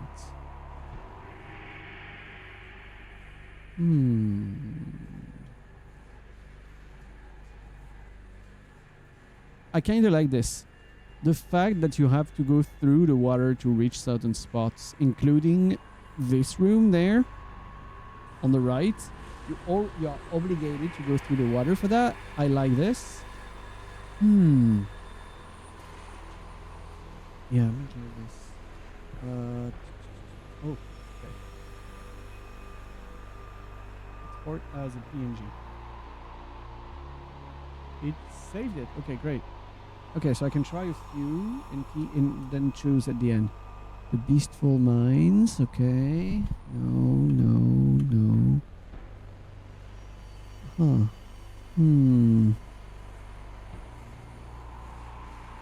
Caves and glades. Yeah, we're in caves.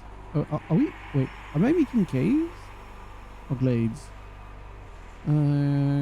Chambers, cavities, burrows, coral.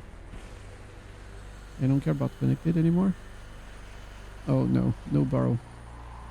Coral. Oh, coral is the type. Oh, because it looks like coral. Okay, it has nothing with being underwater. So, flooded, medium, wet. Yeah, wet, medium, wet and medium. Yeah, maybe medium is small. Wet and large.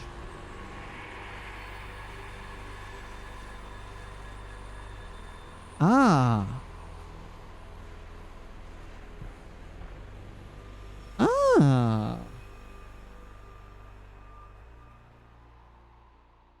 Yes. This is pretty good, I think.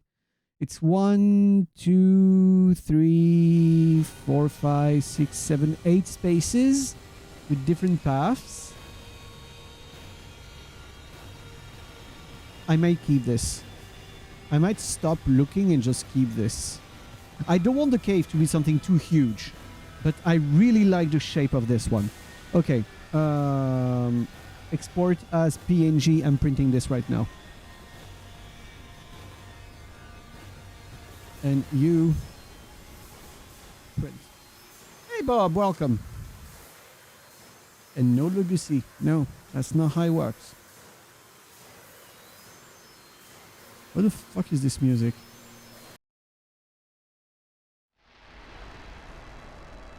Print? No, I'm gonna modify the image. Let's go to paint.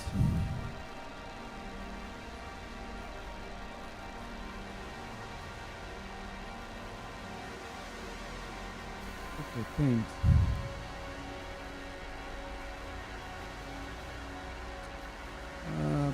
Paint. No, I'm not gonna go on paint. I might go on Krita.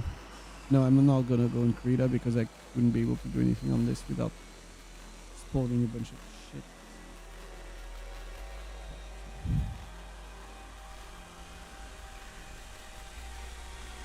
Okay. Okay, no, I'm gonna go on Krita because I hate paint. I just hate paint, guys. I need to change music. I need to change the fucking music. What kind of soundtrack can we listen to?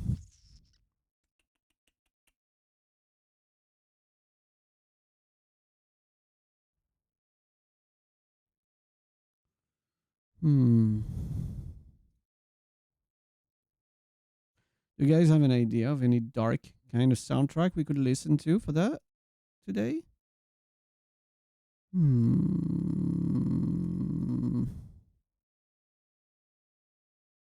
A soundtrack that fits. Oh yeah, maybe Soma. I don't know if the Soma soundtrack is good. Silent Hill 2. Okay, that can work. That can work. Honestly, that can work. Let's try. Is it the original? Oh, that's the original. I might put the new one, the remake.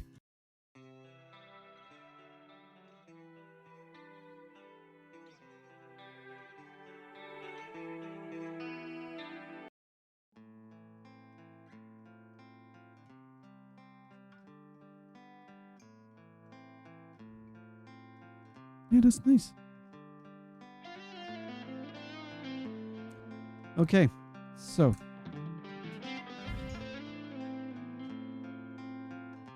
Dungeon. Boom. Boom. I removed the name.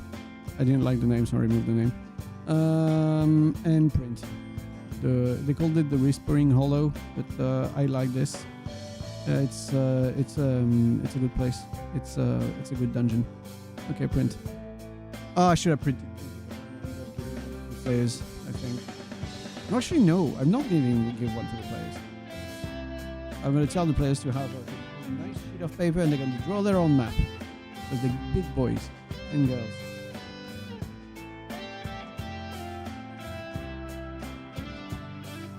Yeah, big boys and big girls.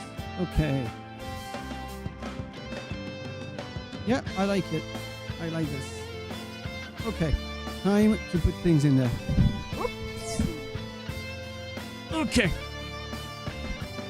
So, I need to stop. I need to stop shooting my mic because the mic keeps on falling and I'm sorry because the noises must be horrible for you guys. Okay. Okay, where I put the entrance? I think I'll put the entrance here.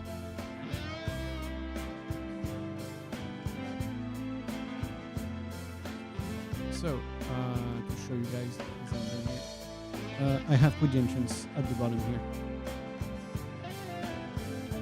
Here is the entrance.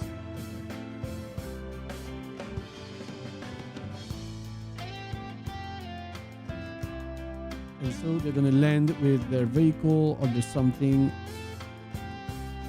on that coast, like that. And then to the first room is going to be room 1. Then we have this. There is the big room 2. On the left, I'm going to call this 3. Then 4. That space I'm going to call 5. No, this is going to be 6. Actually, 6, 7, 8, 9. 10 and 11 and this should be 12. Okay,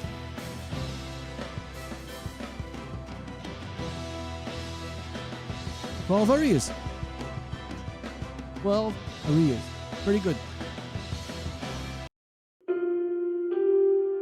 Why is it so loud suddenly?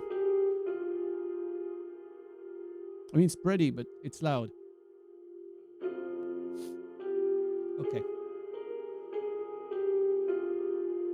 So, room 1. Okay, let's go.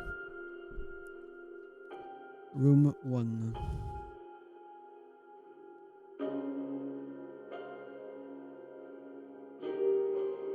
Dungeon. And for the players, the cave is not named. I mean, bro, it's a cave in the deep, in the bottom of the ocean. Of course, there's no name anymore. They will never know it's Atlantis.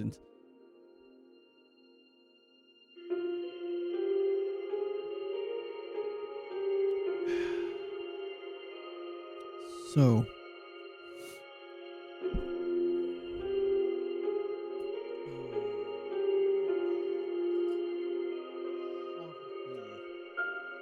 Sharpie. Dungeon. So, dungeon.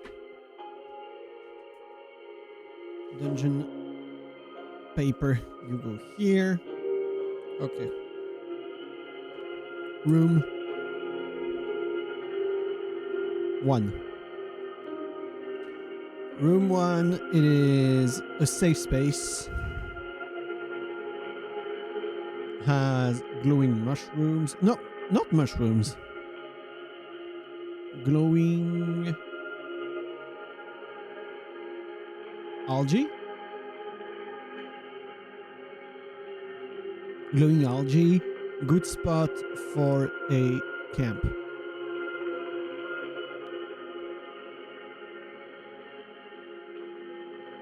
Okay. So room 1 is going to be where they land on. Room 2, they're going to get into the cave itself. Also, like, guys. Actually, no, I'm just going to put this, open it on Krita and show you guys Krita a bit, I guess. I really need to open the image first because, holy shit, guys, there's a lot of spoilers in my history in Krita. And also stuff that is NDA. I am not going to show you that because it is NDA. Window capture. Krita. Create new. Krita. Yeah. No audio. Same executable.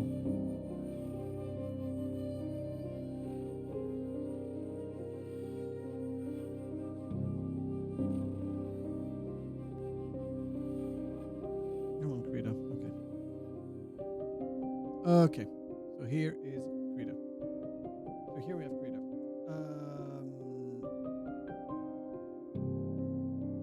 Black. Here is room 1. And that's this whole thing. Like all of this is room 1. Here we have 2. That small thing is 3. Here we have 4, 5, 6. I want to make the 6 dangerous. Here we have 7, 8. That in between is 9, 10, 11, and 12. Okay, so that's how the rooms are made. And so I've decided that let's go with the color orange. Here is going to be the good spot to have camp. Here is the good spot to have camp for the group. Wait, you guys don't see shit actually. I'm realizing that you guys don't see shit.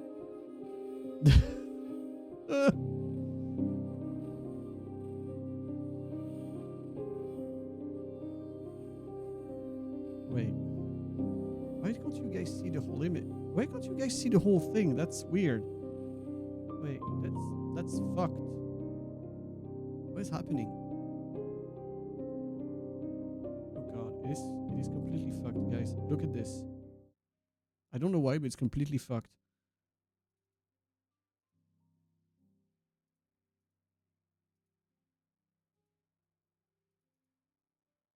think it's because I changed resolution, maybe? Krita? Are you okay?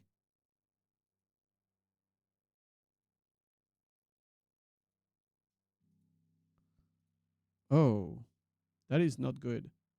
That is not going well. I think Krita doesn't like being streamed or something. It's because I think it's because I changed the size of the pay of the thing. It's not even updated. Wait, for you guys, it never actually updated. What the hell? Okay, I'm gonna remove this. Okay, no, I can't listen to. I cannot listen to themes like this. I need actual music. Okay, this I can. This I can. Maybe it's because, yeah, I think it's because of the type of source on OBS. Maybe if I use it as a game capture? I don't know. Sometimes apps work better as game captures. Krita?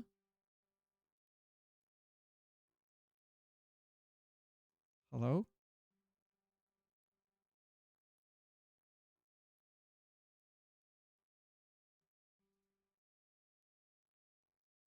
Krita?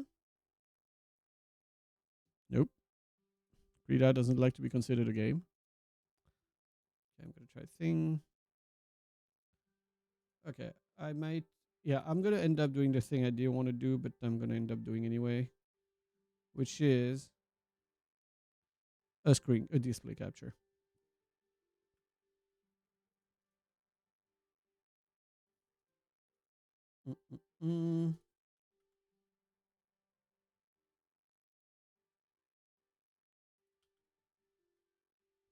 I don't like doing display captures. Oh, don't worry.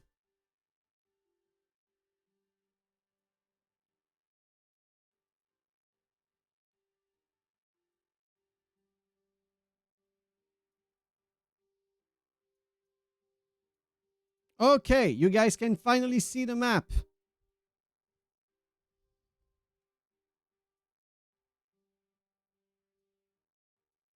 And boom, even better. Okay, you guys can finally see the map. So yeah, I know. I also consider that my numbers are dumb, but I wrote it down with a pen and I can't erase it. So final room is room 11. I hate myself for doing this. But yeah, final room is room 11. Also, that paper. Goodbye. Looks like a Monster Hunter map. Kinda. And it's a good thing, honestly. I believe it's a good thing. Okay, so room 1, as I said, is going to be where they arrive on and where they will be able to make camp. So I think I'm going to consider that there's going to be glowing algae.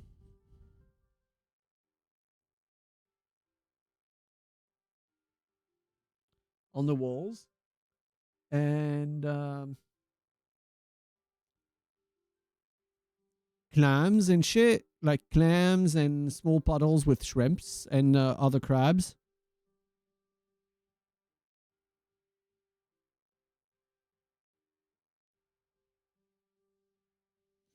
Puddles with clams, shrimp, crabs. I mean, one of the characters in the team is the son of a fisherman, so she's not going to be too lost. Wait, did you guys lose music? You guys lost music, didn't you? Wait, boom. Music.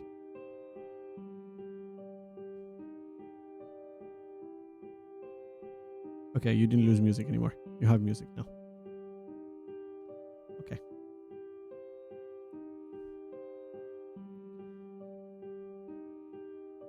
So, you know what? Since it's a good song, I'm gonna put it back to the start. Silent Hill, start.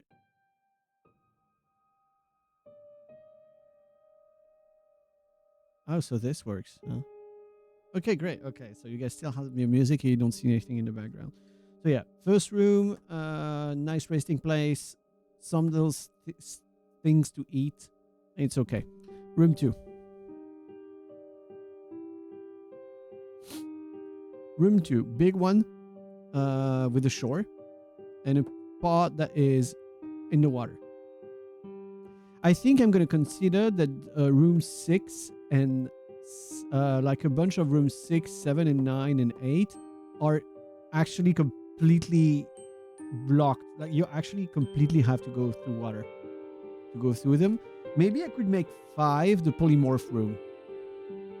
Maybe 5 could be the polymorph room if they want to go from... Oh, the path between 5 and 6 would be the polymorph, maybe. Like here. There. This would be the path that polymorphs you. You know?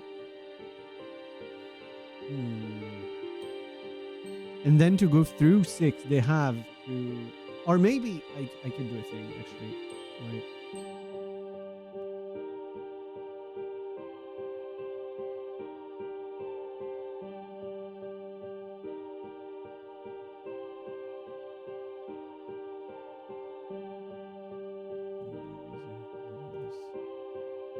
Okay.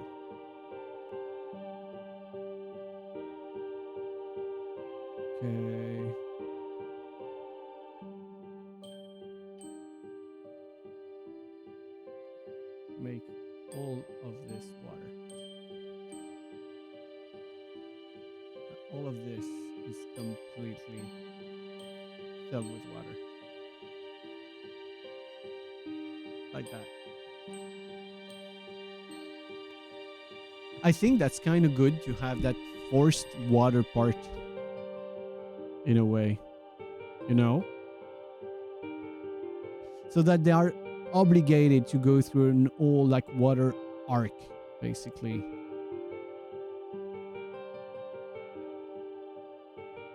Can you please? Okay.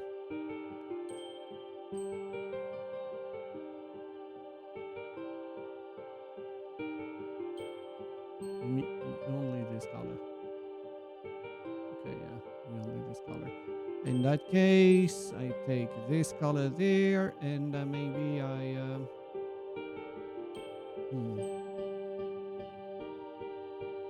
Maybe I make 8 of this, like that.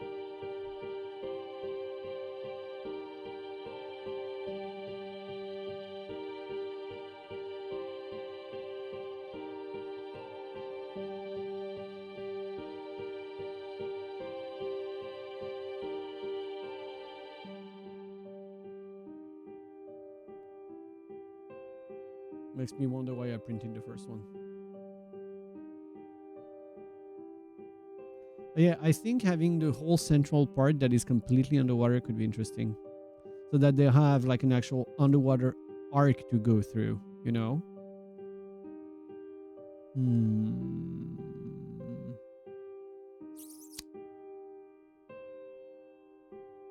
But I don't want to force them to be always on the water either. In that case, maybe I'm going to do the opposite of what I did before, or what I was thinking of, which means I go through here and I do... No, not that. And I do this. And then it's the opposite. The central part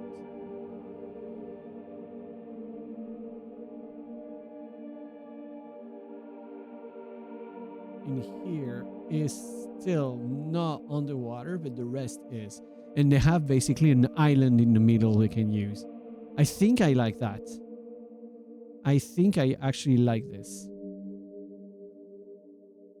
Okay, this is gonna bug me. This is gonna bug me so bad.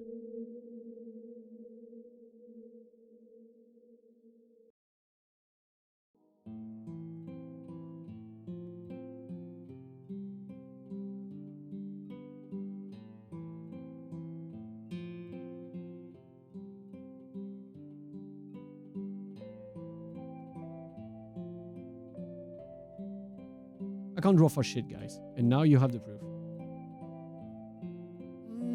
I don't like those pixels. I don't like those.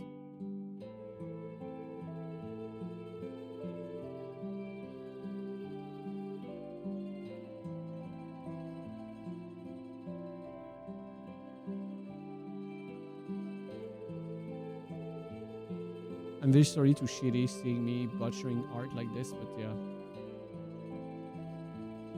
Okay, I feel better about it now.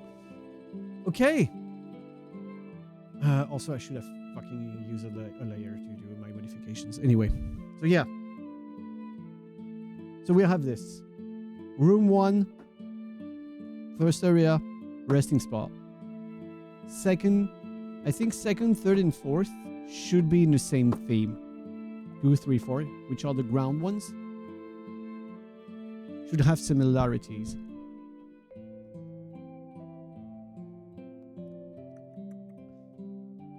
I think I'm gonna put creatures in 3, maybe. And I kind of want to put rocks to block the path between 2 and 12. Yeah. So around here.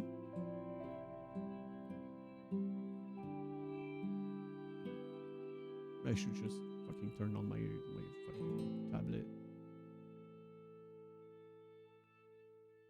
In that case, I need to move shit around. In that case, I would need to move shit around. And Krita doesn't like when I use... Okay, fuck this. I'm not going to use it.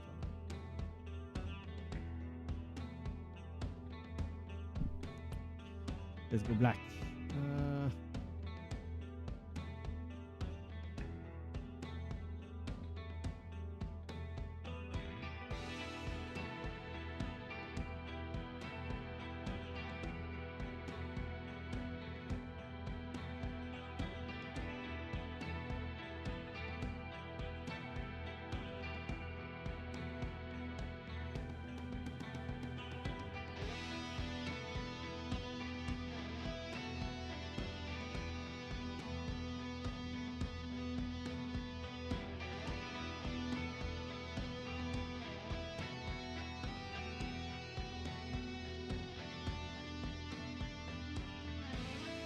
Okay.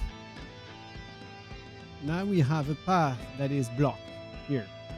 But I think it could be interesting once they get the item. So the final item, the final thing.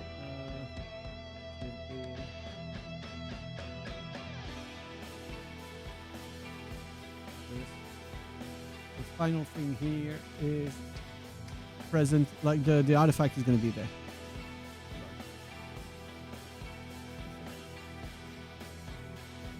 This is the final goal.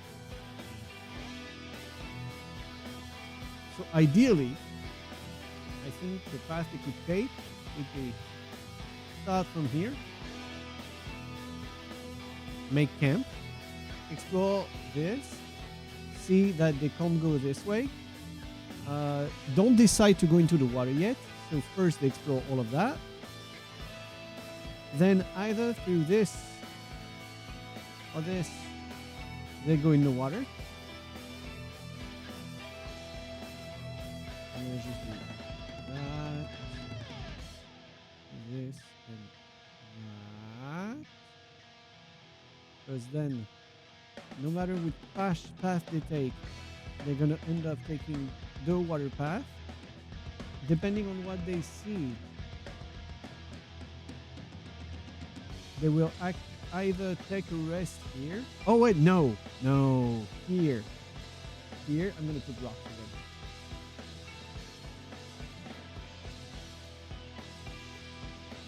So here I'm gonna put rocks, but you know what, guys? This is gonna be an illusionary wall. So basically, I'm gonna put rocks there.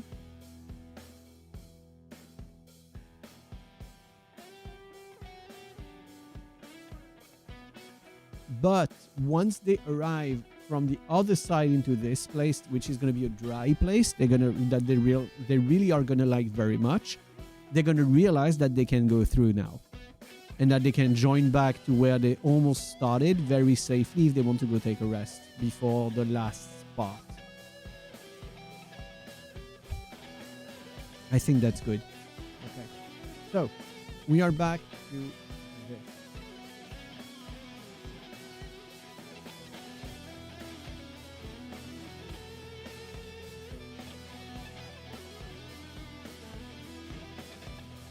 They're going to explore this way. Then they can either go this way, or this way.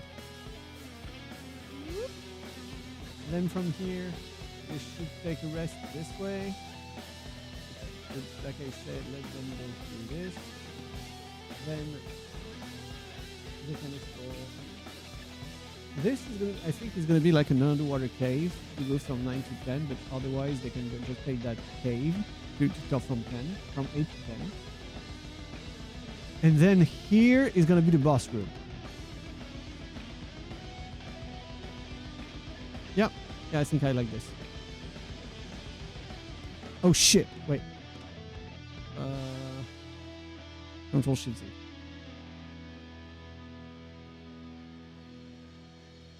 Okay, time to eliminate color. Goodbye. Goodbye. Okay. Goodbye, blue. Okay.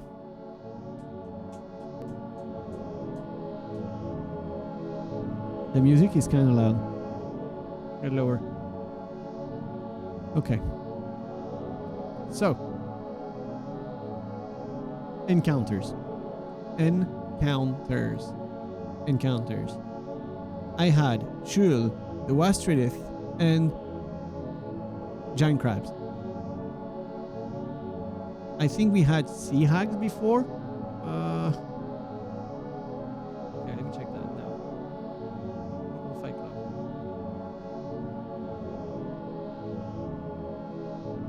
My mouse is not appearing on my screen. This is extremely disturbing to use. I don't know why. It is so weird. I can't see my mouse. Like, I see my mouse on OBS, but not on my PC.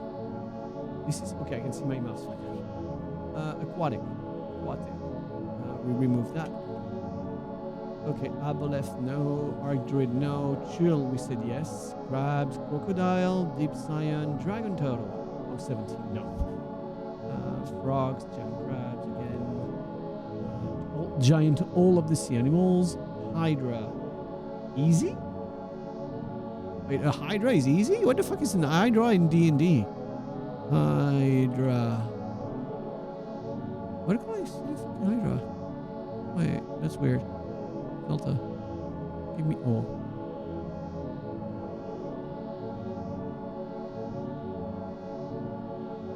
There's no Hydra? Wait, where can I find the Hydra in my list? What the fuck is wrong with my list? Hydra. No Hydra. Okay. Is it because I checked something I shouldn't? Oh, I guess it's because I checked something I shouldn't. Wait. Hydra. Okay, Hydra. Monstrosity. Underlined huge monstrosity. Okay. Okay, underlined huge monstrosity. It doesn't update again? Oh, you can see it now, right? You can see like the giant crocodile and shit. Right? You should be able to see it now.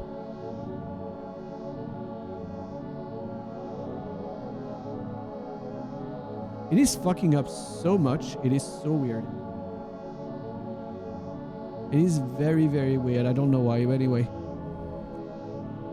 So yeah, Hydra. It is... let's put in a Hydra here. What does it... How does it say it goes? Easy. Easy fight feels medium. Okay, so...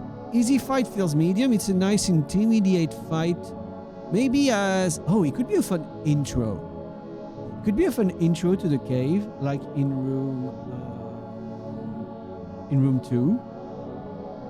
Maybe in room 2 it would be nice to put a Hydra, because the website says it is a easy fight that feels medium. You know, I think that can be a nice opener. You know, it's kind of like a menu. When you build a dungeon, it's kind of like a menu. So maybe we put the Hydra in 2. Yeah. Room 2, Hydra. Actually, I'm going to check something. What if 2 of them? Deadly. Okay. I mean, you say this, it is the Silent Hill soundtrack, so it does kind of make sense. But actually, I kind of want to maybe listen to something else. Okay, let me check again what I usually use for this. I have music I've set aside for this, so those sessions specifically. Oh, yes, that's right.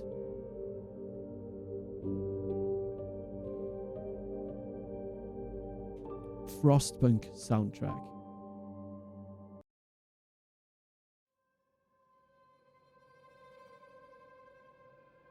I think we're gonna discover it together because I do not know the Frostpunk 2 soundtrack. But I really like the first one, and I think it was great as ambient music.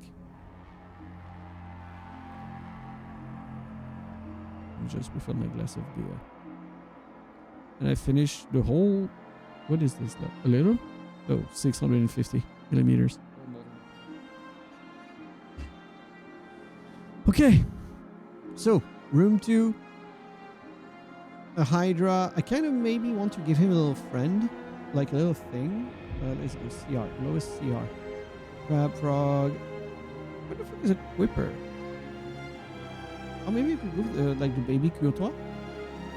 How weak are the basic Kyoto? Hydra. Kyoto. Aberration. 18 HP. AC 13. Oh yeah. Okay.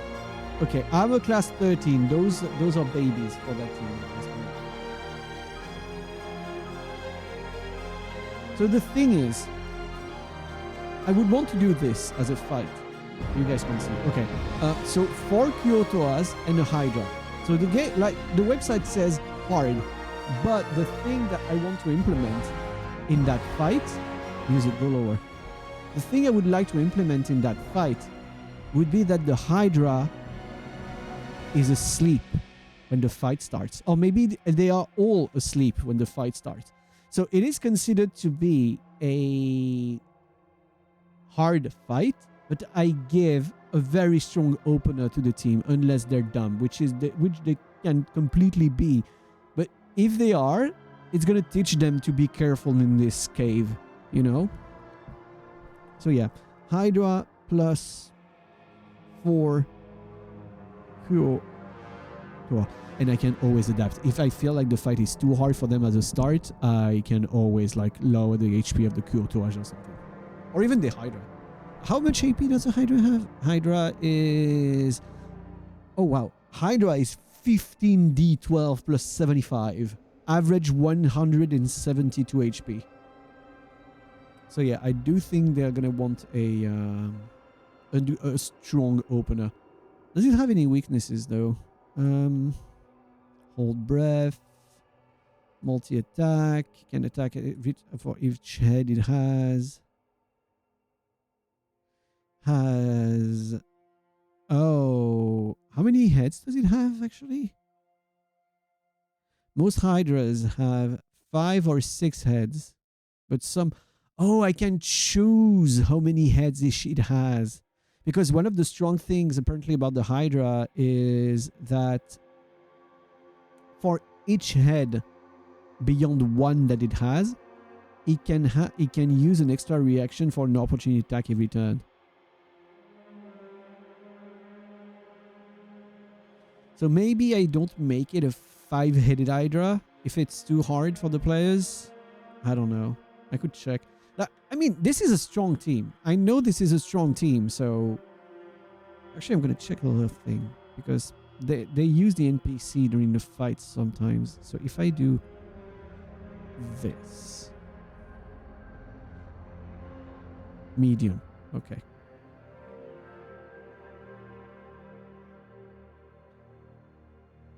Oh, can also put a stalactite that can be of help of reverse. Oh, you're right.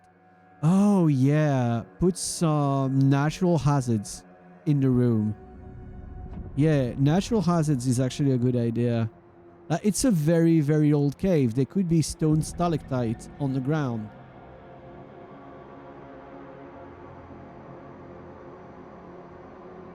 On the ceiling, not the ground. I mean, I said the ground. The ground also works because they could try and push the creature. Yeah. I meant on top. I meant on top. I just said ground by reflex, but I meant on top. I meant on top. So yeah. Okay. So room 2, Hydra and 4 Kyoto. Passage between 2 and 12 is blocked by rocks. If they're going to... I need to check. I need to decide what's in 3 and 4. I think in 3 could be... Yeah, 3.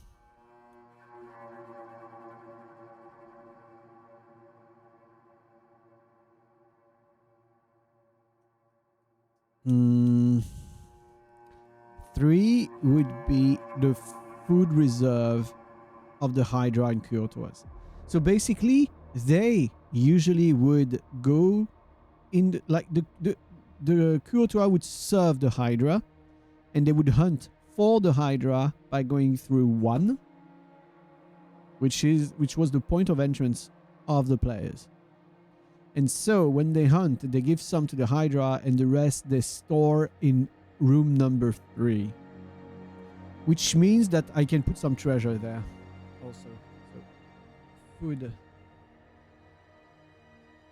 storage, plus it's not going to be very expensive treasure because it's like at the bottom of the ocean, so it's not going to be in a very good state unless... I mean, oh, actually, the only thing that would not be damaged by being at the bottom of the ocean would be magical items. It would be magic items. So maybe I could have a bunch of trash and 1 magic item that survived in the middle.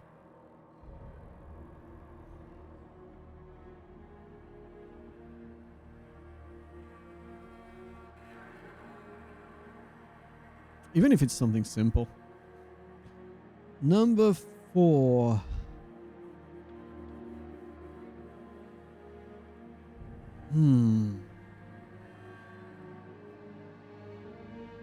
Okay, so I think the passage between 4 and 5 would be where they are polymorphed. The polymorph path would be here.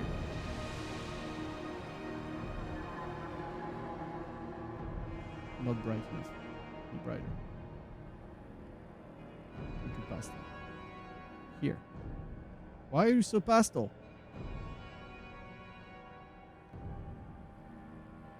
Why you... Be brighter. Be pink or something. What the fuck?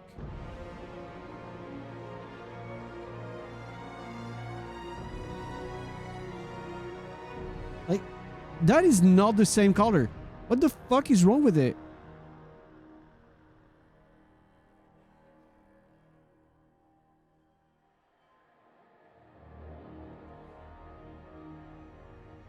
Why is it not bright? Why is the color so sad?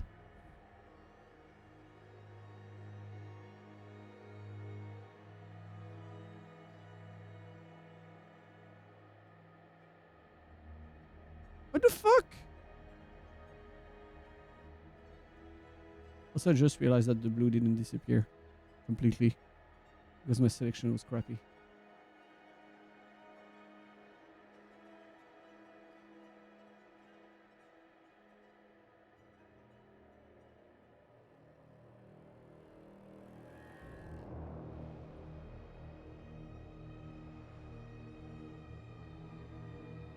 No.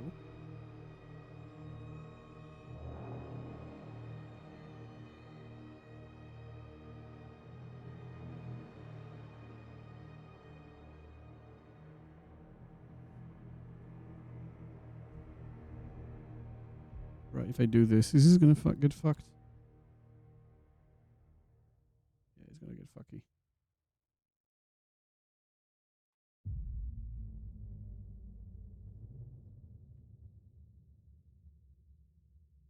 Huh, no.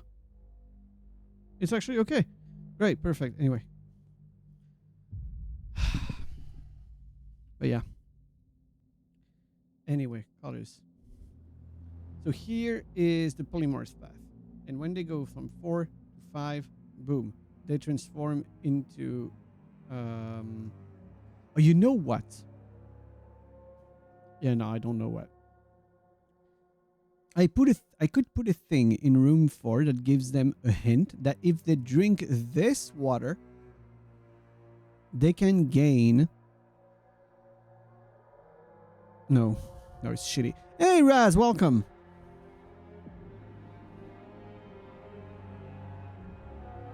The Eon Stone. What is that? Today, Raz, you're gonna hear me yap about D&D a lot and nerd. Eon Stone is named as an Eon, a god of knowledge and prophecy, reverb on some words. When you use an action to toss one of these stones into the air, the stone orbits your head at a distance of 1d3 feet and confers a benefit to you. Therefore, another creature must use an action to grasp or net the stone to spread it for you. Blah, blah, blah, blah, blah. The stone has 24 AC, then it points in resistance to all damage computed by an object. Oh, and you... Oh! And depending on the stone, you have a different effect. So like normal... Oh, no, much worse. I've been doing this like non-stop for 2.5 hours now.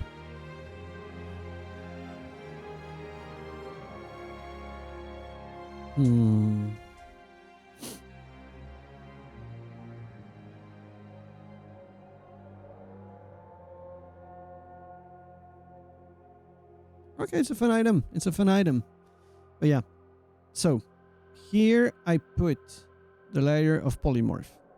And once they enter, they can transform into sea animals, and they realize that if they take the same path back, they are themselves again. Or do I block them as animals? I kind of want to block them as sea animals. I kind of don't want to give them a choice that if they go through, they now are sea animals.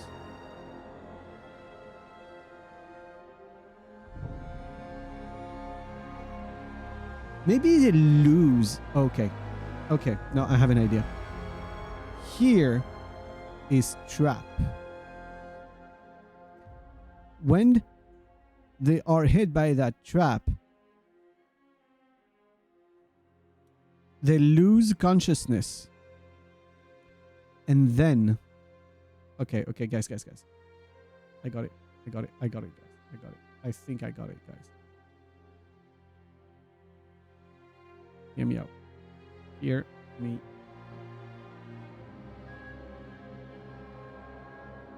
Hear me out.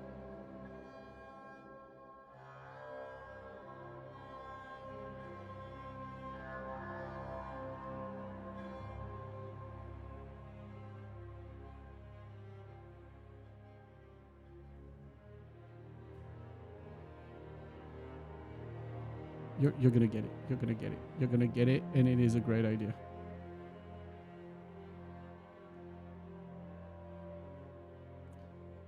When they go through this path, they lose consciousness. And then wake up here as sea animals. And they now have to find their way through this.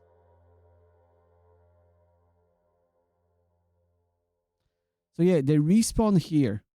Off or respawn. And then they start exploring this portion that is water only.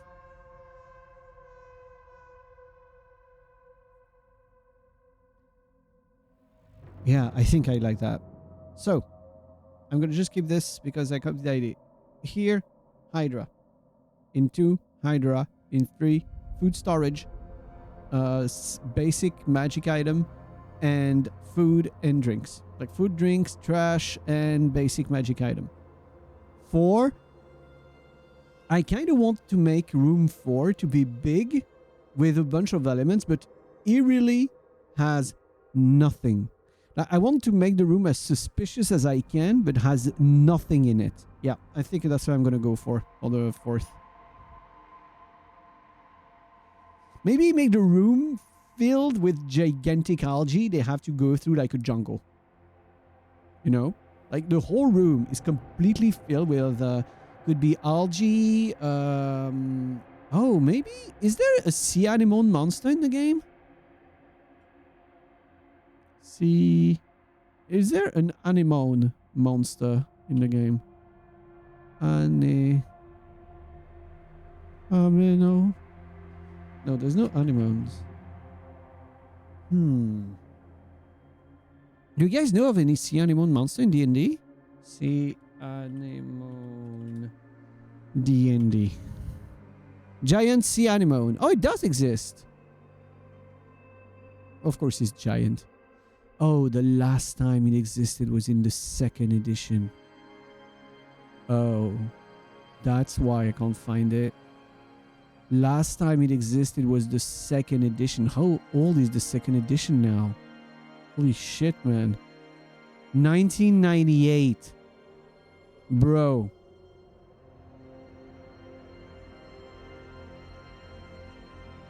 Yeah, late 90s. Bruh. Okay. Well, I guess no anemones for me, but they're nice. They're cool enemies. Like anemones are cool enemies. Like kind of like a tentacle trap, basically. That's what anemones are. Like they stun you when you get too close and shit like this.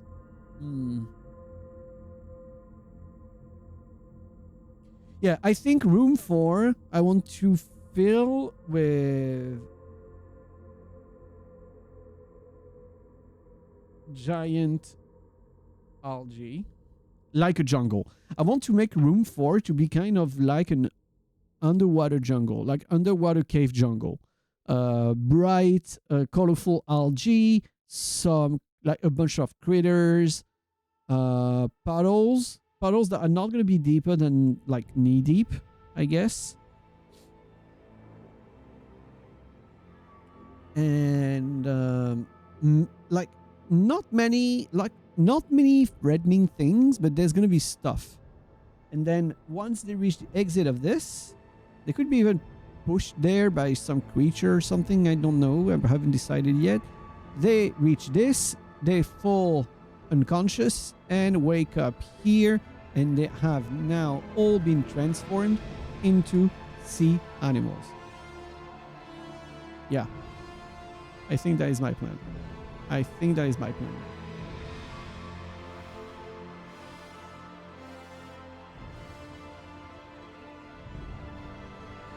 am feeling this.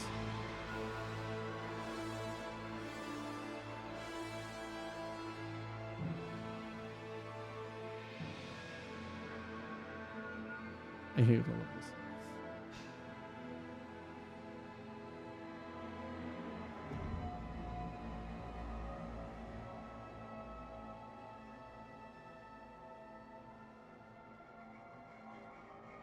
Thank you. Can you fucking get the extra layer in purple? Thank you. Bye. Okay. Thank God. Anyway, now. Okay, room 4 done. I'm gonna write in order. So, room 4, critters, monsters. Hey, Vopa, welcome.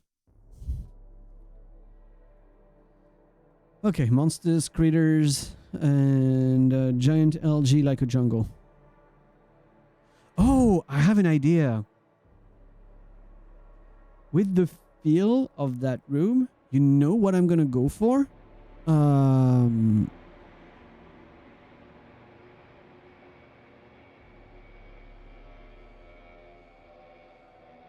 The soundtrack from the Avatar movie.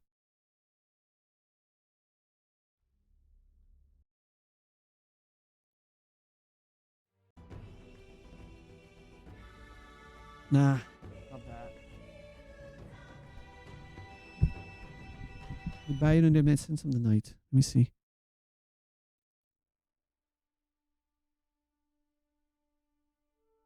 Yeah, you thought the soundtrack was coming?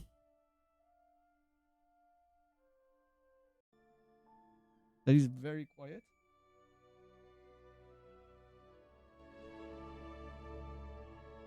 Yeah, the Blue People movie. I I actually really enjoyed the movie, personally. I actually really enjoyed it. But I really enjoyed the extended cut edition a lot more because it shows the sad state of Hollywood in my eyes. But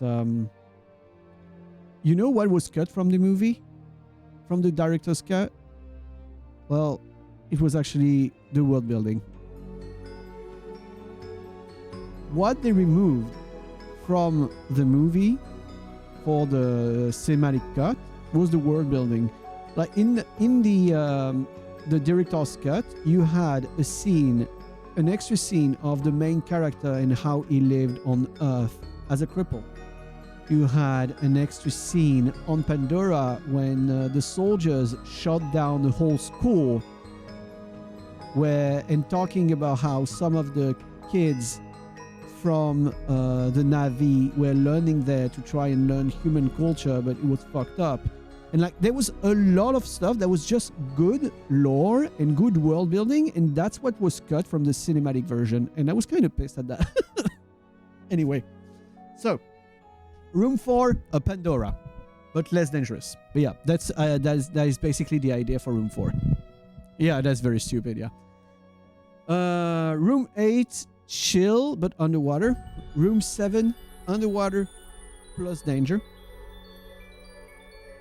Room 5, I think I want to have intermediate danger in most of the underwater rooms except room 9. So 5, 7 and 8. Okay. 5, 6, 7, 8. Okay. 5, 7 and 8. Yeah, they cut what was interesting about the world, the world building and stuff like that. That's what they cut. Yeah, exactly. Which is sad. Which is just sad. Let's start. Let's go back. Oh, we're in random. We are in random. Let's go back to Pandora, to this one. Okay.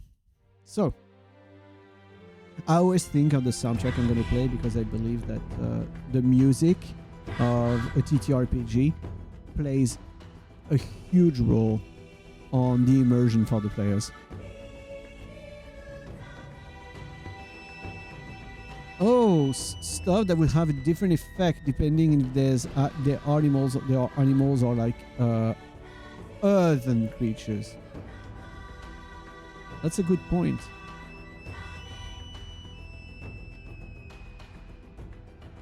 I'm gonna keep that idea. And I'm actually gonna put this maybe in room 5 actually. It could be weird. Oh, okay. I'm gonna make this a challenge for the players. In room 5, I'm going to put sea slugs. Sea slugs that would be disgusting or even poisonous to eat as people. But if they eat them once they are transformed, it actually has a healing effect.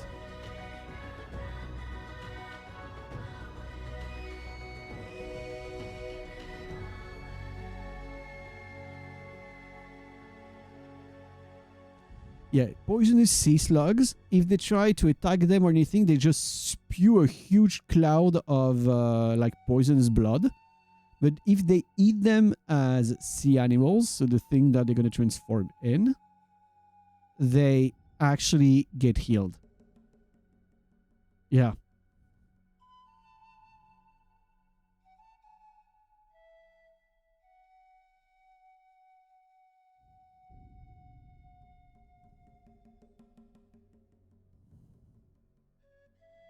Yeah. Good point. Good thing.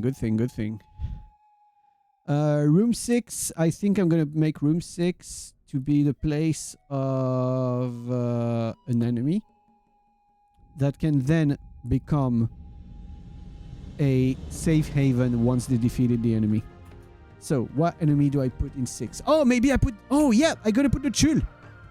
I'm gonna put the fucking Chul. The tentacle lobsters.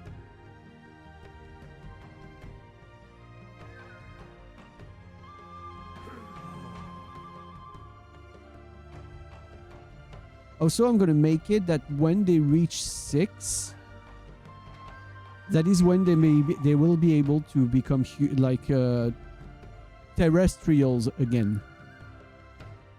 Okay, so room 6.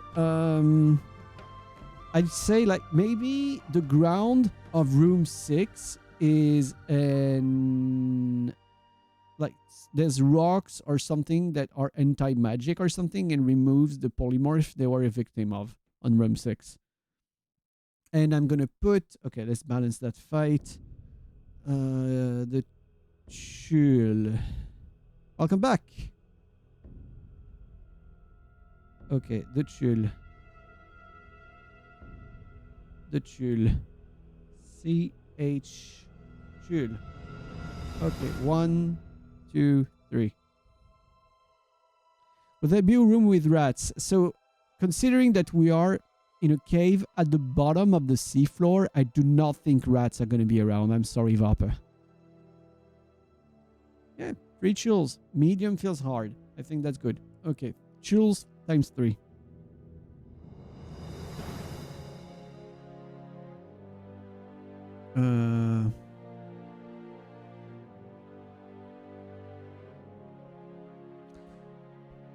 What about racks with tiny scuba tanks? No, that is not the style of this adventure, guys. That is not the style of this fucking adventure. What about mermaid rats, bruh? Actually, though, talking about mermaids...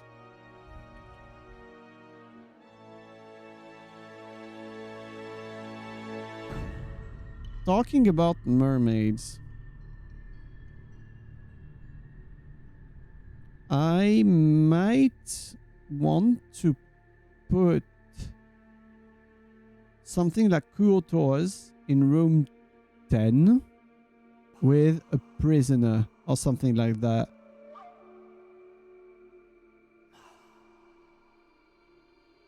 But I don't think mermaids are a thing. Or it could be sea elves. Sea elves. Sea elf. Aquatic elf. Sea elf. The Alutel Quisir in their own tongue. Sea elves that were captured. Where do they have? What do they do? They are enemies of the Sawagin. Oh, I could put a bunch of Sawagins. Sawagins are good enemies to put somewhere. How strong are they? Cobalt Fight Club. We remove the Chul by. And now we go for the Sawagin. 1, 2, 3, 4, 5, 6, 7, 8, 9, 10. A group of 10 Sawagin. There's small enemies that are also weak, so the players are gonna love destroying them. Let me see. The Sawagin Warrior. 22 HP. Oh, armor class 12. Oh yeah. Oh yeah, they're gonna be destroyed. Okay, if I remove 3 of them and I put a priestess on top. I think that's good to put a little priestess, you know? A priestess.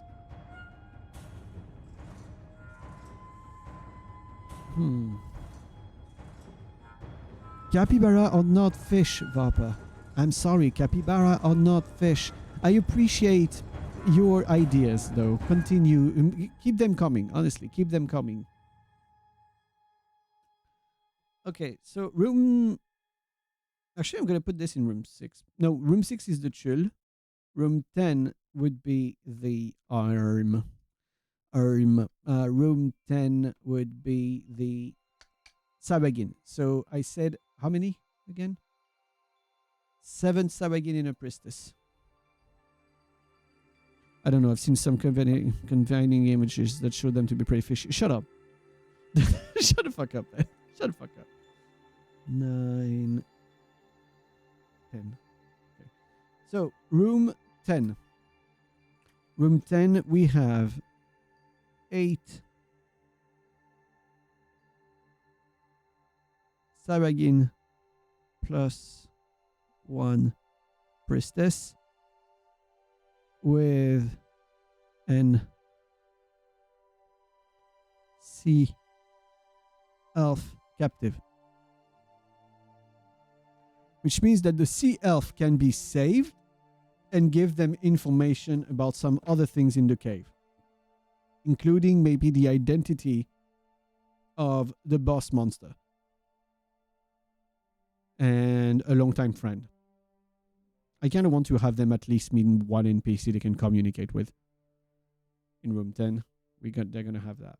Okay, so as I said, room 7, I'm gonna put a bunch of sea creatures like sharks and shit like that. Bunch of sharks. What else do we have? What else do we have? Aquatic fuckers.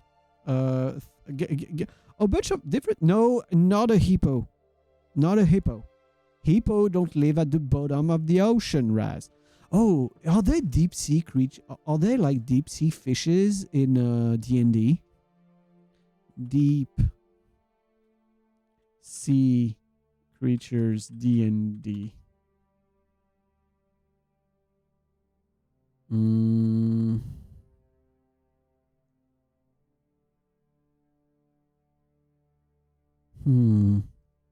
I kind of want them to be animals, you know?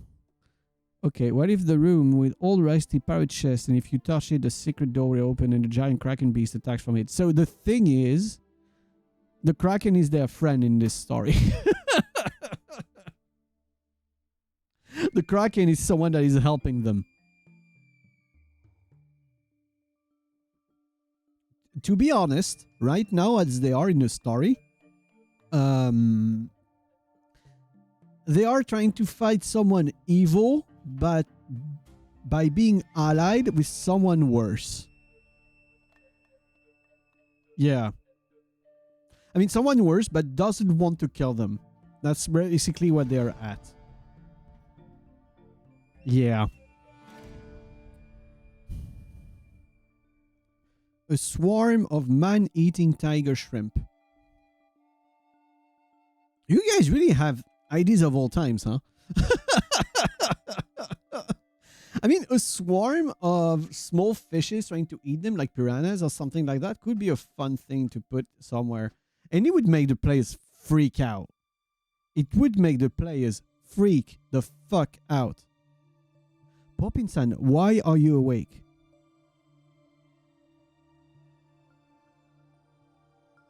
Go to bed. Oyasumi nasai, Poppin-san. Bob, it's almost 4 a.m. Go to bed. And if you're already in bed, go to sleep. I hope you're having a good one, though. Okay. So, bunch of shit to bother them. That's what I'm going to put in 7. 5. Decided. 8. What the fuck do I put in 8? 8 is the place they spawn in.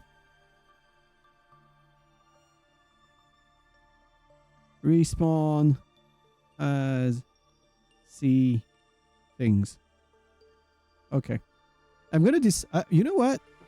You're just done with 6 hours of game session. I hope you had fun, man. Okay.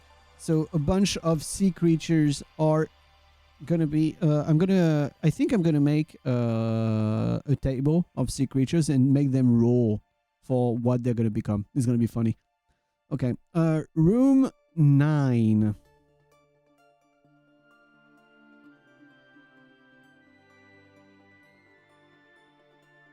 I hate this whole sentence except for the thank you and the good night.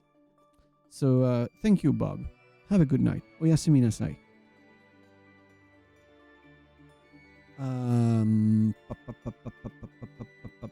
I think that's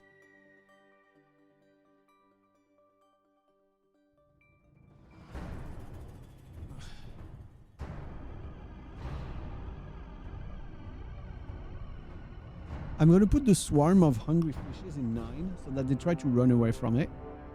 If they get too close to 11, the fishes are going to stay away from them, so it should scare them.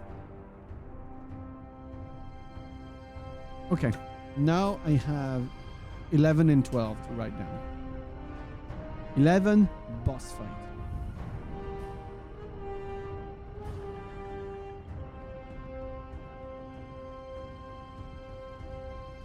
You should have had a merge toad and name it Leo Fishes. Shut up, Raz. Shut the fuck up. No. You shut your stupid mouth.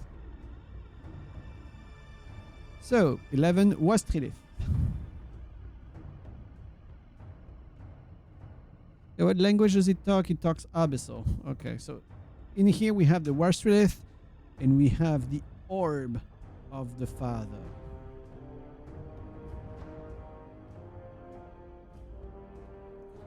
This one they might be able to talk with, but it will make it very awkward for the player that can. Fishes Lugus, shut up.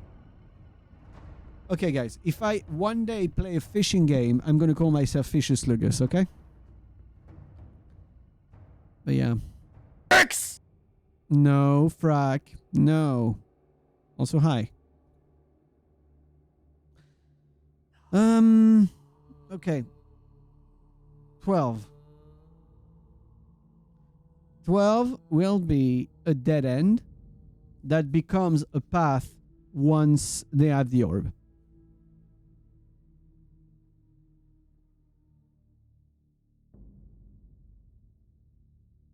X!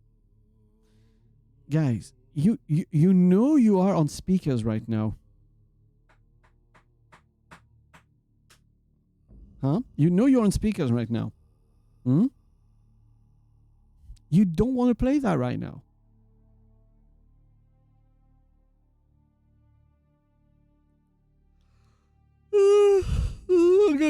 Okay. So, all of this should be about a good chunk of the session already.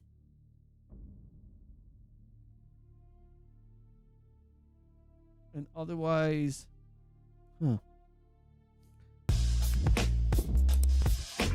no, this is not going to happen, Parakeet. Parakeet, no, there's not going to be anything Pornhub worthy in the scenario. I am very sorry. This is not a this is not that kind of role play. You hope my neighbors don't recognize the sound. Yeah, I hope too. I hope so too, especially since I have windows open because the weather was nice today.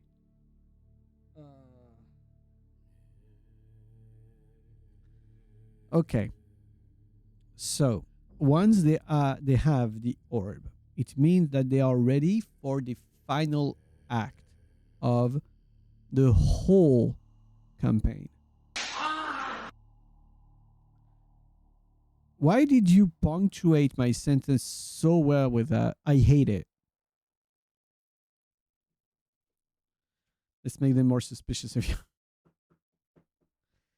So the thing is, once they have the orb, they enter what I will call the war arc.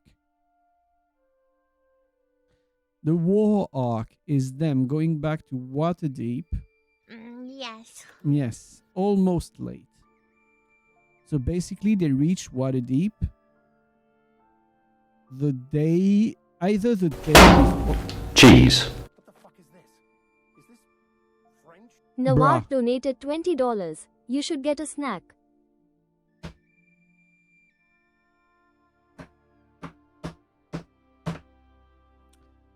Ah, shit. I thought I was safe today for some reason. I don't know why. I thought today I was safe.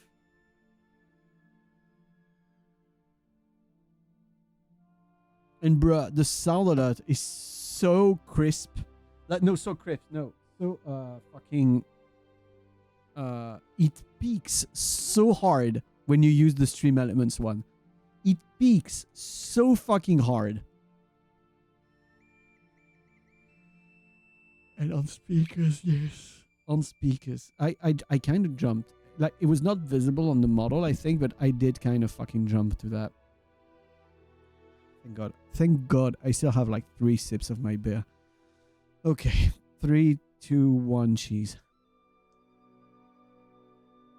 Ugh. Oh.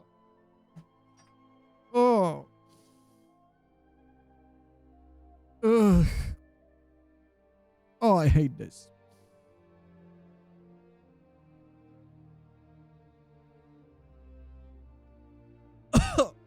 Oh.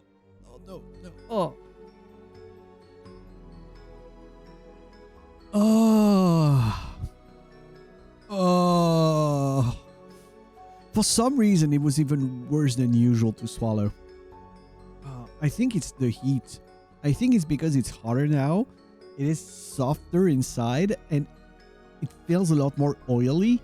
It's ooh. Ugh. Ugh. Actual ugh. The more I describe, the worse it sounds. How do you think it is for me? I'm describing something I just put in my fucking mouth. Something I had to get down. Something I had to swallow.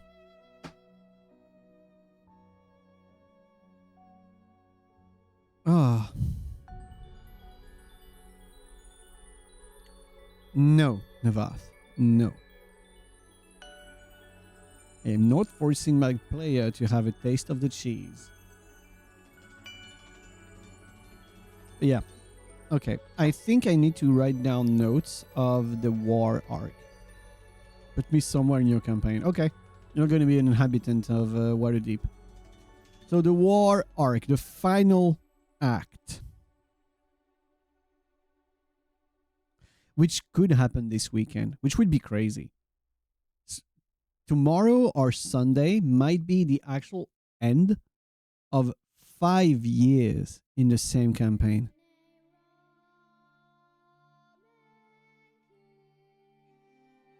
Huh. A big thing. Okay, so.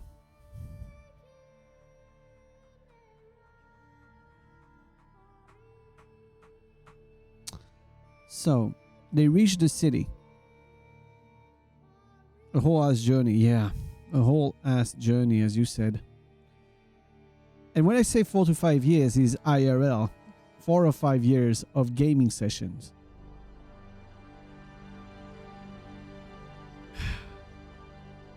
Shit, I moved houses between when we started and now.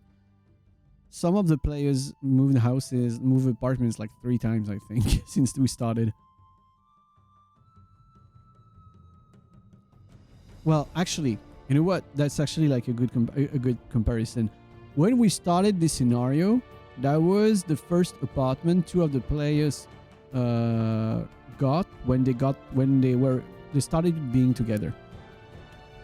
The dwarf and the fairy, the player of the dwarf and the player of the fairy are a couple. And when we started this campaign was when they moved in together. Now, same campaign.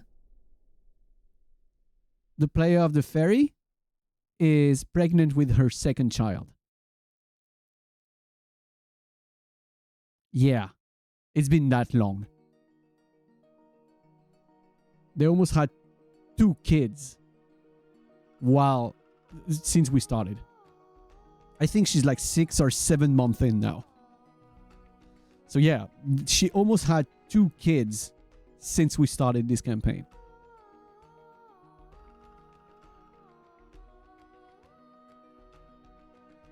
Okay, final act. Final act I will need to be very careful of.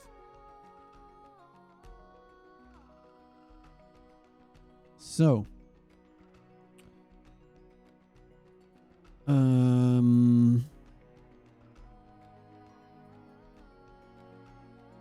thing is, I want the end to be very epic for them.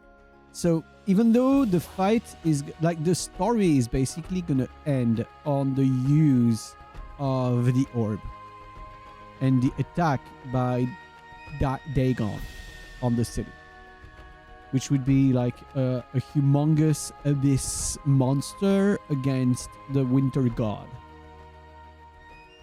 I feel like I want to get the players an opportunity to see what happens. So the orb would be used by someone else to guide people underwater while they stay and fight, maybe.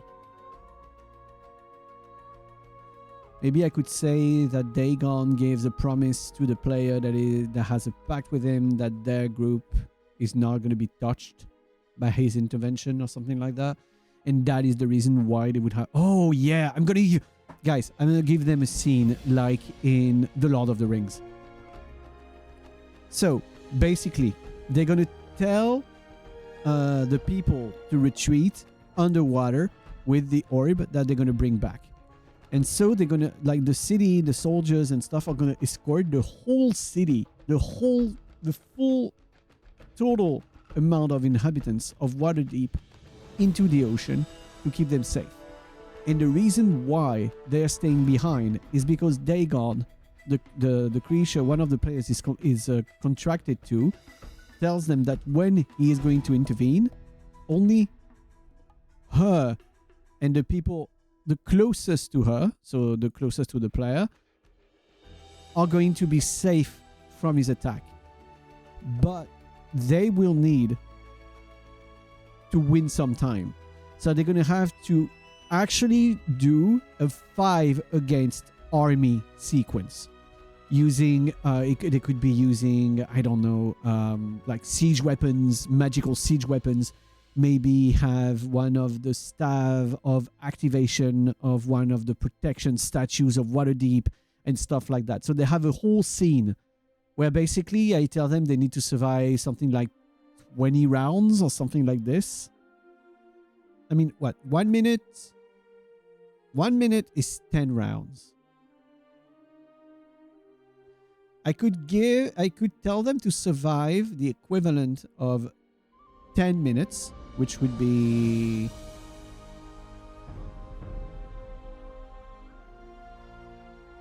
100 rounds. But sometimes, depending on what happens, I say this takes 3 rounds, this takes 2 rounds, and shit like this.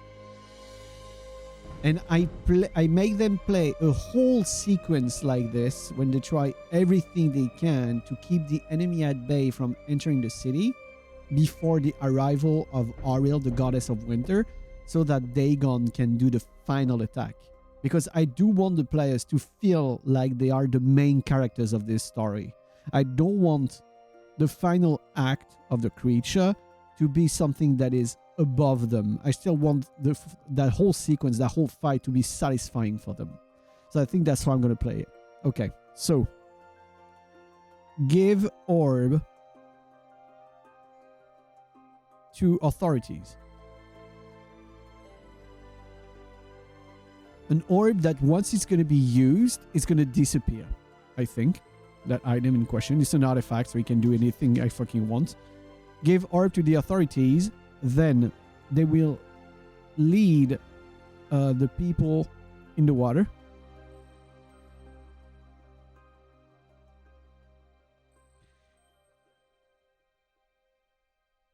The player that is contracted to Dagon will have a prophetic dream about Dagon, warning her that her and her closest people are safe from Dagon's intervention.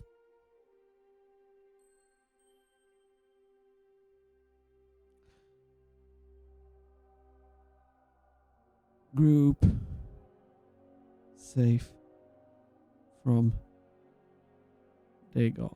But this might be a good news. It's only a good news for a little while, because now it means that they are the only one that can stall for time.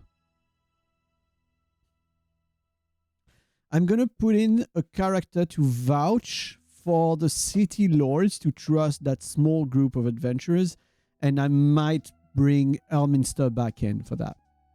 I might bring Elminster back in, telling that the whole reason he helped them in the first place is for this moment, and it is a moment that they have to manage.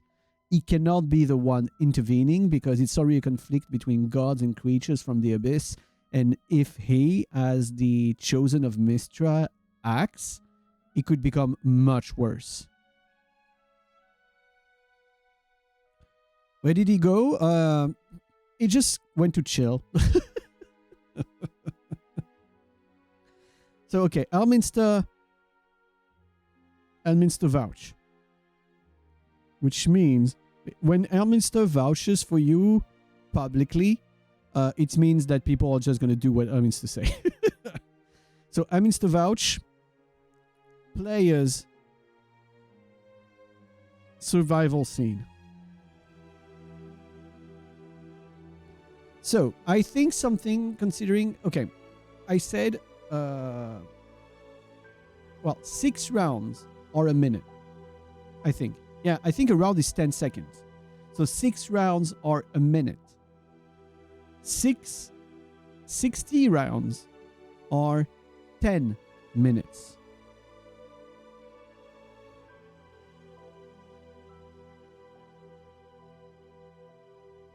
Let's go with 30 minutes to 180 rounds.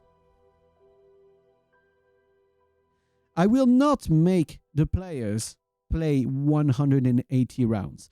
I'm just going to use this the way I would use a timer. So basically, the players tell me, we go up the walls of the city. Okay, it's going to take you 10 rounds. So now you are at 170, and so on and so forth. So that basically for the players, everything has a cost in time.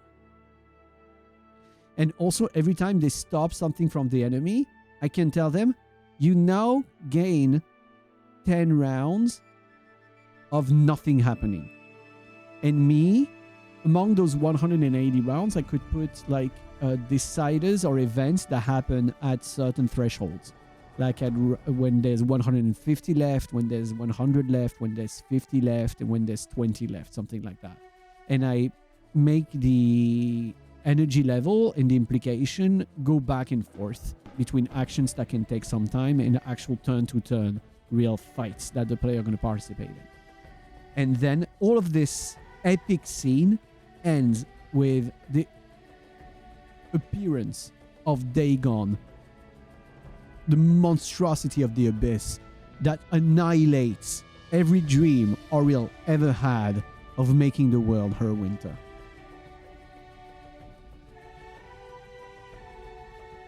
I think that's a good ending. I think that is a good end scene to a campaign. A whole thing like that. And I don't even need to do a bunch of I don't need even to prepare much of stuff, because I think it's going to gain to stay organic in terms of what is happening and how. But yeah, I think I'm happy with that.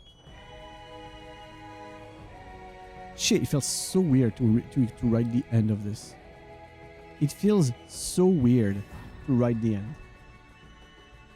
It feels very weird that it might be tomorrow or Sunday. Huh. Wow. Okay. Yeah, I think that's a good ending. And yeah, I guess I did most of the stuff I had to prepare. I have all of those notes that I can use. I'm just gonna have to select some music. So, okay. Now, I'm gonna remove this. I don't need to save it. And I go back to Opera. Okay, actually, let me do a thing real quick. Here's the other Opera. What is this? Okay, I don't know what that is. Where are you, Opera? Oh, I'm gonna remove this. Okay. Yeah, I'm gonna remove this from here. Okay. No, sorry, that's the other avatar. There is actually the other avatar. So I'm gonna take some notes on the soundtrack of the next session.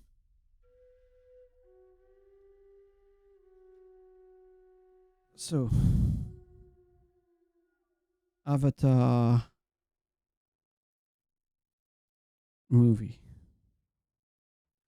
I had songs already ready for the final fight, because I always write the end well, the broad lines of the end before, right after I write the start. When I do something, I always do that. So I have things. I have them on my phone, I think. Let me check, guys. I also, boom, better screen.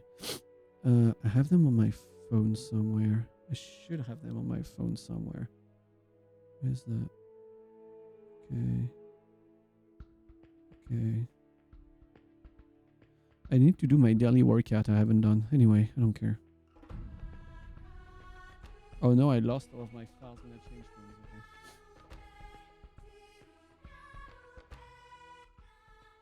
The problem I have with something like the music from Avatar is that I don't want the players to recognize it. Because if the players recognize the music, it usually drags them out of the moment and back into the movie itself. You know? So it's usually something I will avoid. Okay, Slackathel, Kraken Society, Dagon, this, and this I don't need. Obscure fantasy game OSTs. Yeah, this or even better, usually it's obscure anime. Okay, I'm gonna give you guys an example. There is an old anime, Deer's soundtrack. Okay. Deer's. Yeah, Deer's. You know what it is. You know what Deer's is. Okay. So Deer's is an old, you see, 2004 pervy anime. Like actually pervy. Oh, that is a crispy image. Like, dude, the opening is called Love Slave. Like, yeah, the opening is called Love Slave. What do you expect? I do something called Love Slave. But I've explored a lot of OSTs, and even in this, I found songs. Is it the one? No, it's not the one. I found songs that are incredibly good to use as background music. Okay, give me a second. I need to recognize to find the title again. Where are they? Where are they? Kokoro no Kizu. Something like this.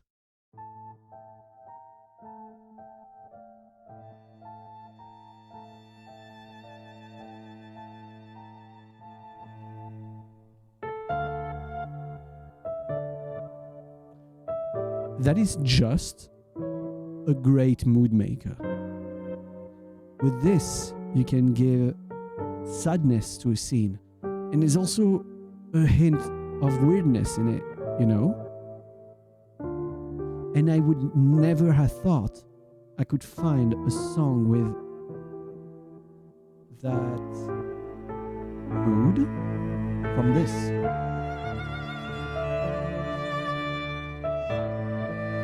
But it's good.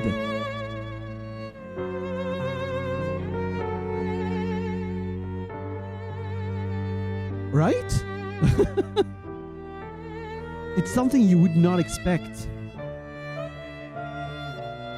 And same with this one, I think. Like, this is Deer's. This is my pervy early 2000 anime that has an opening called Love Slave.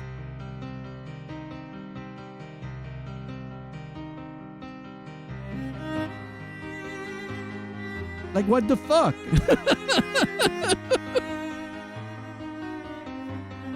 You know? And I've used those two songs in TTRPGs a bunch because no one would ever, even if they saw the anime, think of this when they hear the song.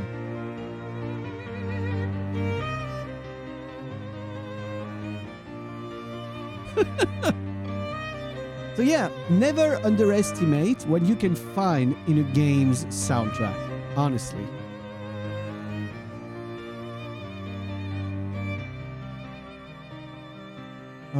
One I'm gonna... Oh.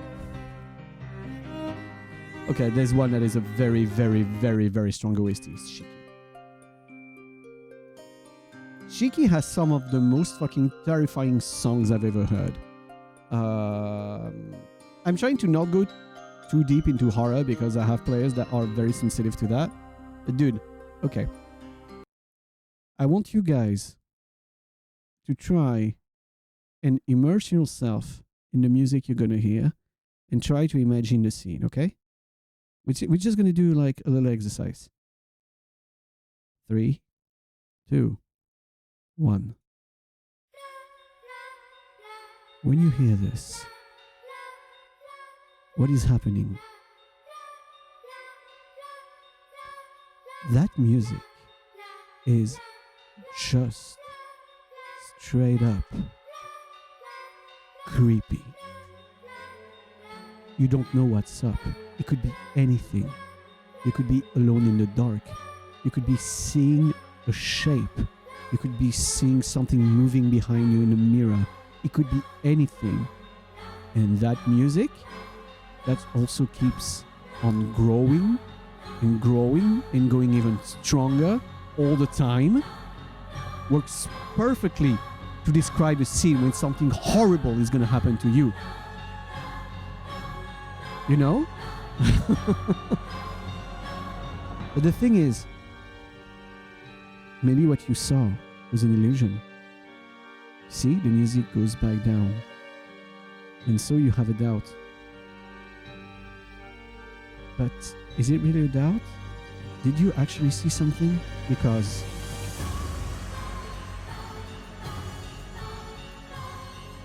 yeah, that is amazing soundtrack. So yeah, Shiki, incredible soundtrack for horror. End of the exercise, guys. End of the exercise. We can chill now. But yeah, music is very important to create a mood when you do things. Okay. Yeah, Mushishi I've heard a bunch, but I could not like get into what I was looking for.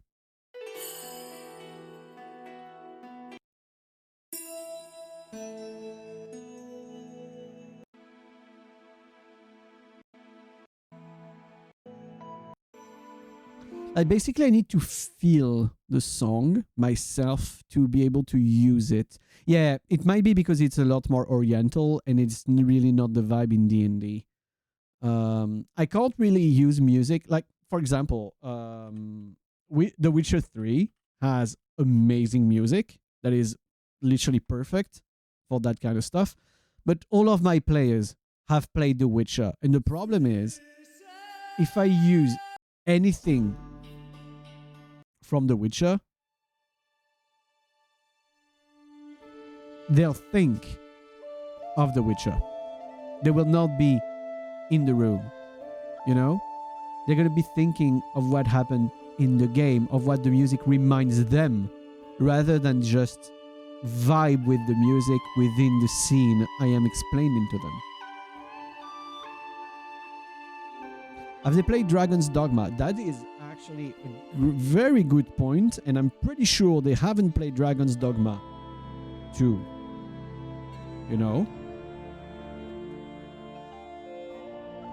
Maybe Dragon's Dogma 2 would be a good one. Okay, so let's see. Oh, actually, there was a song I wanted to keep. Okay, guys, hear me out. The song I want to get is a song from League of Legends. Yes, I know.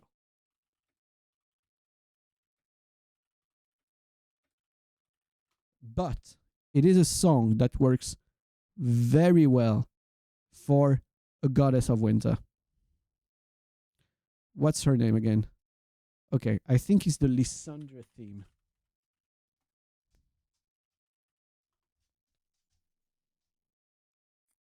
That might be this.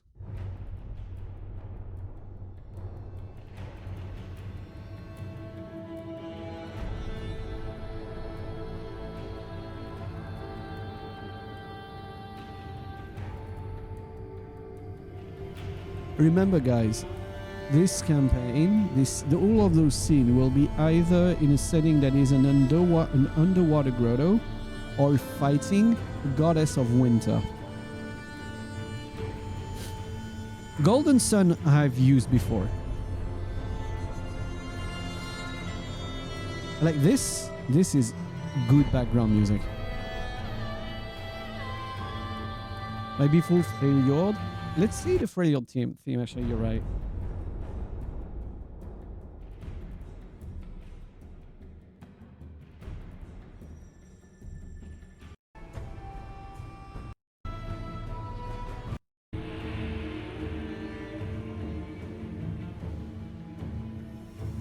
Oh. This one, the Frost Guard theme, has some kind of a military aspect to it, you know, with the drums and everything. This could be good background music during the survival sequence. When they're waiting to face the army of the goddess of winter. I'm gonna write this down.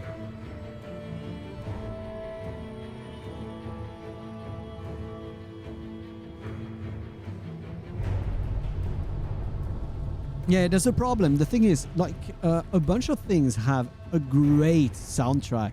But the thing that is the most important for me is that I need songs that supplement the scene, basically. So even if there's sometimes music I love in certain games, I've never been able to use it in the setting of a TTRPG.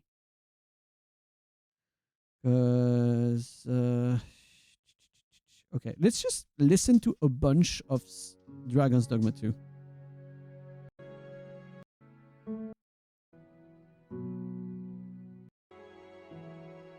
Okay, this is basically almost too minimalistic. There, what do we have? Character creation.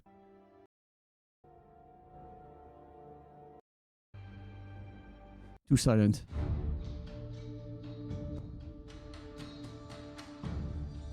Okay, some kind of there's tension. It's a march, you know, you're going through something.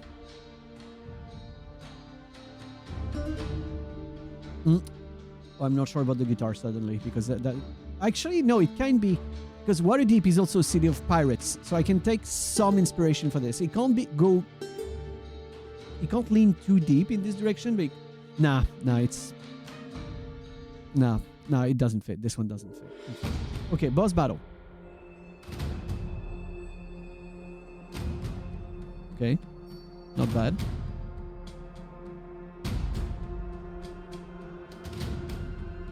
Yeah, it does make sense, Vopper. Yeah.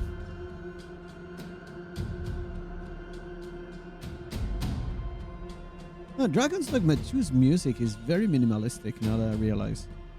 Battle with the Armored Cyclops. It doesn't have much personality.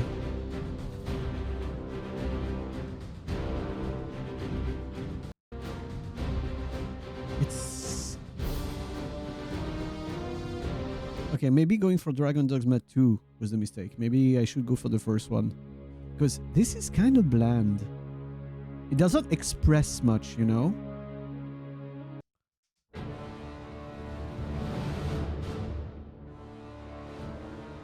It's kind of bland. It doesn't have enough personality. Okay, let's try the first one. Yeah, I know your take.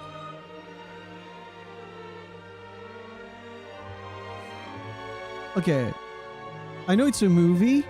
It's a soundtrack of the movie, but it already has a lot more personality. It expresses something. Link them in the Discord. Put it in music and chill in the Discord. I'm gonna keep a look. I'm gonna take a look on it. At it. I'm gonna check in. Okay. Now that is already destructive to all. Okay.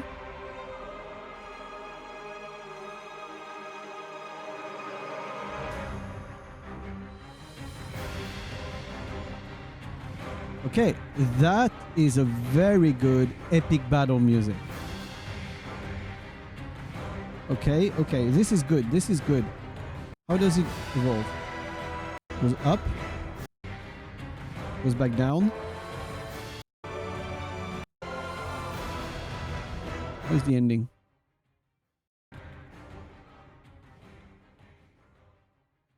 Okay, I guess the original version can be looped. Oh. Okay, Dragon's Dogma, you win a spot in Dragon's Dogma OST, you win a spot.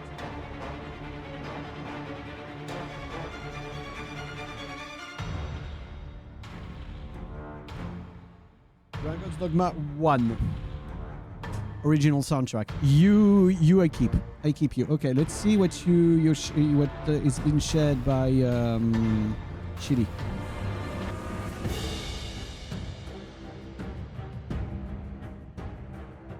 That is good.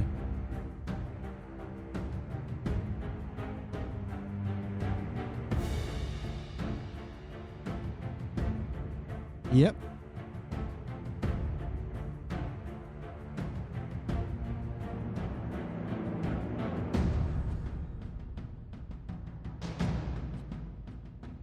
Very into the drums, so perfect for a military setting.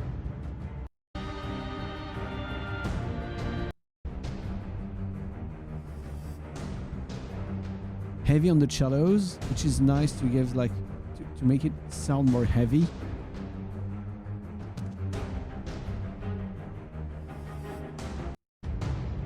And a full 5.3 minutes, 5:30 minutes, 5 minutes and 30 seconds is very good, because if you loop it, it's gonna... Okay, I'm gonna keep this. Final Fantasy 16 Dungeon Explorer.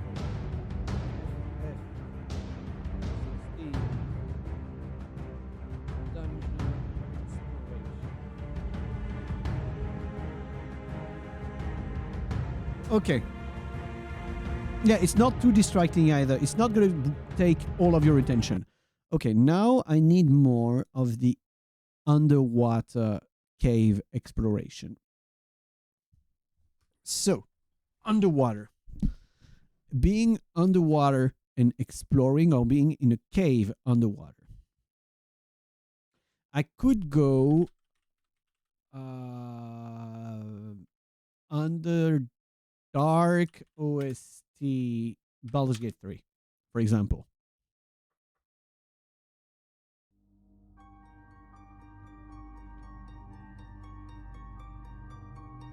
Oh, fuck, that's good. And I think none of my players actually went too far into Baldur's Gate 3, surprisingly.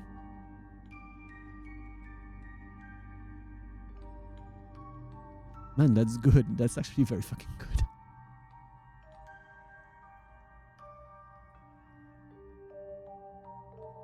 Okay, very evanescent. How does it go?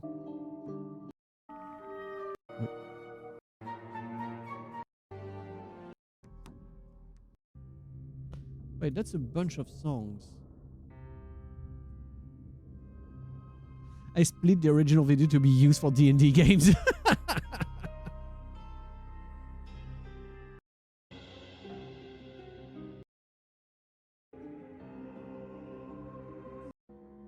Problem is, for me, when I see something like this, is that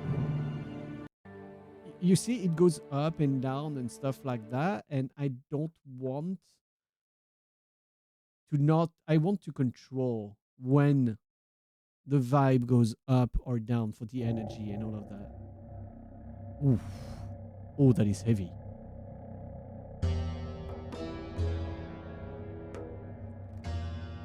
Nah, that's not the vibe. That is not the vibe, though. Underwater cave. Underwater cave. Underwater cave. Underwater cave. Underwater cave. Okay, I'm gonna go back to the Avatar OST.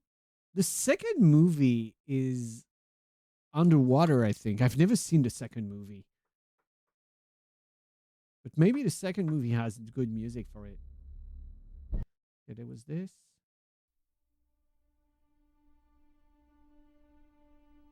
You loved the demo of FF16 and went hyped into the game, and so far it's been very disappointing. Oh no. Too joyful.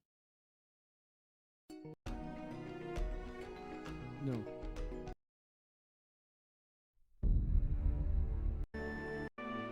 Too joyful. Can we get something darker? Yeah. So you see, guys, there we have the problem of music that is too specific to the scene it was written for. Okay. The one that happens underwater.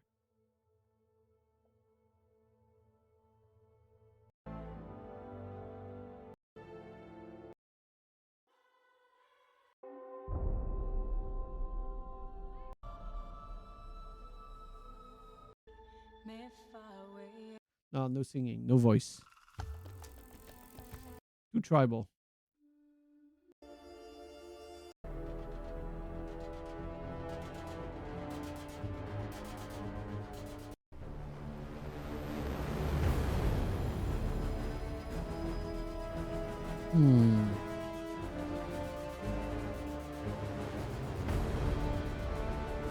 That could be a good fight music. Maybe for the cave boss or the Hydra.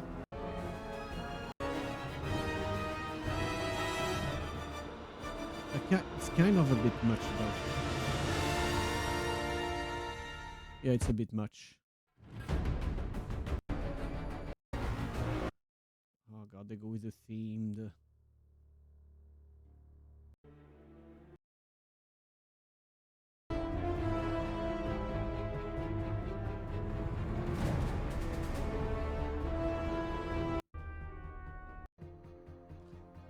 Too many changes. Yeah, I don't think it's gonna work.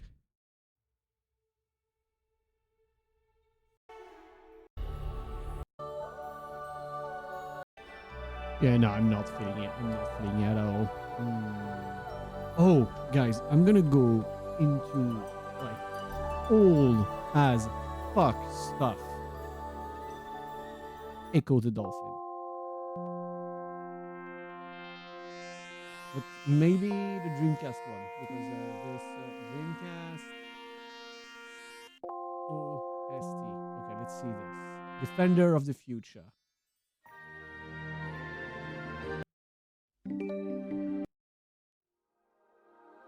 Because that game has had creepy as hell moments. And the entire game is underwater, so you know. So this is very idyllic.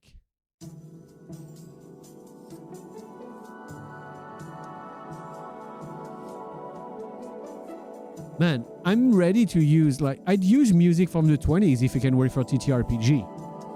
I'm just trying to think of anything that has extensive underwater gameplay or something that is related to that. Huh. Oh, that's interesting. Yeah, art is timeless. Especially music, sometimes you have to go old if you want to find certain things. You can't find anything in what's new. Holy shit, that song grew. 400,000 views in 8 days. Holy shit, okay. Huh. Maybe I'll kill you guys' brains with this at some point. Are you sending another one? Okay, let me see. Okay, I might keep that. We'll see. Oh, Final Fantasy 14. No. No, it doesn't work.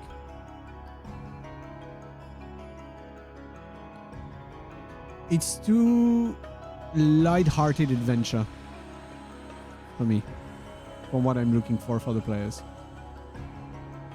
Like, it's good for what it is, but it is too light-hearted adventure, like light-hearted exploration. It's very pretty though. It's beautiful music.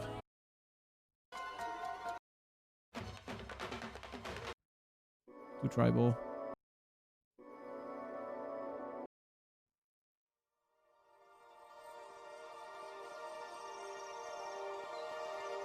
Also, guys, when I tell you no about a song, I'm not judging the song itself. I'm judging how it would fit my needs. Basically, because I have very, very specific needs for the game session.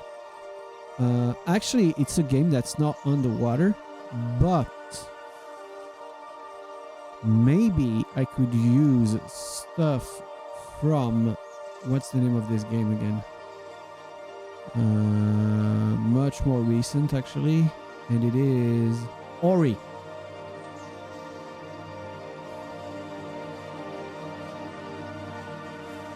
Maybe we could use stuff from Ori.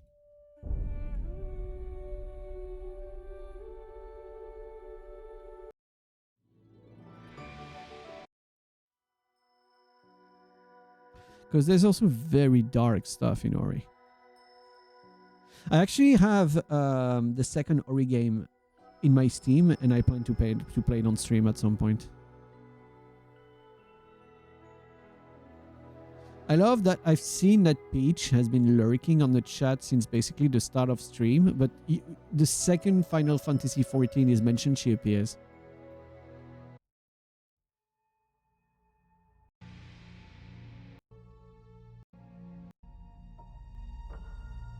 Oh, guys.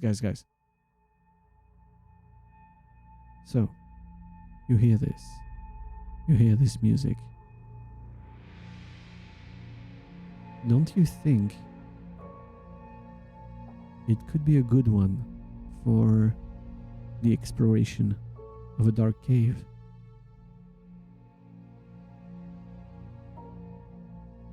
In a place that you don't know, you go here and there, you explore. You'll be careful of all of the dark corners. You don't know if there's an unknown creature or a trap somewhere. And even though the song was made for a forest setting, I do believe that it's kind of good for an underwater grotto with algae, like bright, colorful algae and stuff. I did tell you guys before that it was kind of like a jungle. Though it is very peaceful. That song is very peaceful now.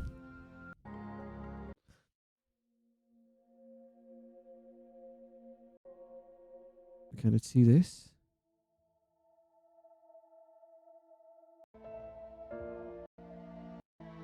No, it's mostly sad. I don't need sad.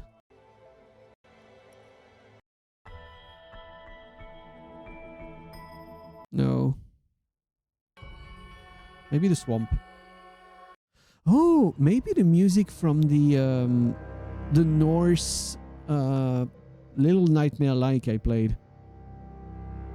With the Hall of the Mountain King. What was the name of that game again? Yeah, Ori and Sad are very synonymous, yeah, surely. Norse Legend Games. What is the name of that thing again? No, that's not Through the Woods. Shit, what was the name of that game? I played on stream. Bramble, thank you.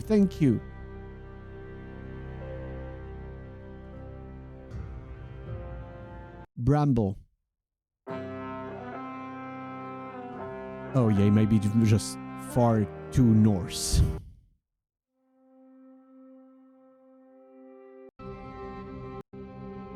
Yeah, maybe too Norse.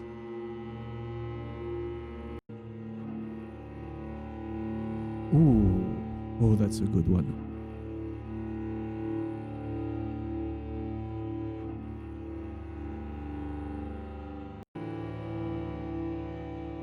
Okay, guys, you know what kind of music this is? It's crazy, but it could be the music after the adrenaline goes down. The players have won, but the only thing that is around them is pure, complete destruction. Because although they're going to be safe from the attack of Dagon, the whole city is going to disappear. I think Little Nightmare is gonna go too hard on the horror, unfortunately. No. I think it's gonna be too Norse. Unfortunately, I think it's gonna be too Norse. Yeah, no, it's too Norse. It doesn't go for underwater.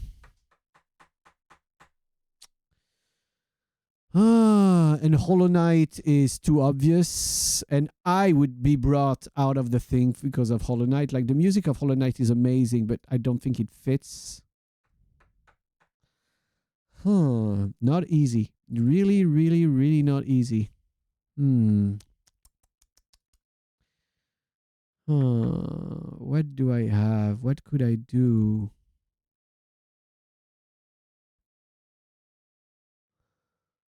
There's always one thing. There is always a thing when I prepare my sessions.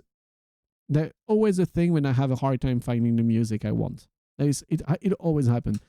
I'm gonna try the OST of the first Frostpunk game.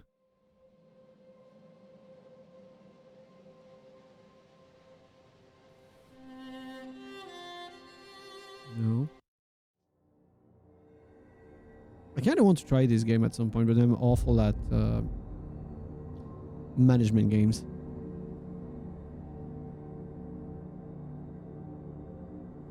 It's pretty good so far.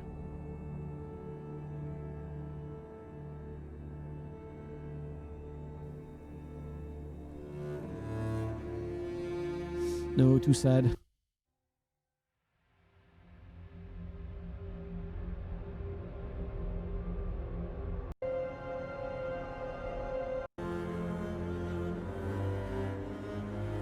Too sad and too contemplative. The Last Flame.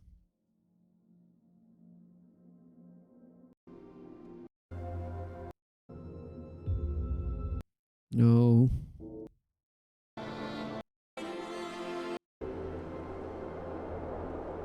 Maybe from anime? Is there any anime I can use for that? I don't think so. I don't know it. I wouldn't know. Oh.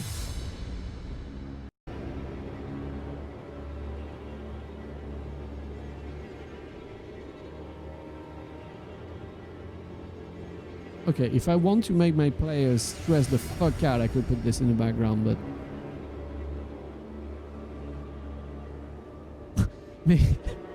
Imagine.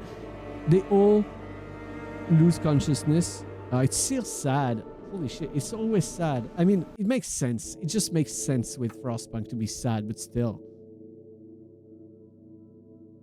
Oh, shit.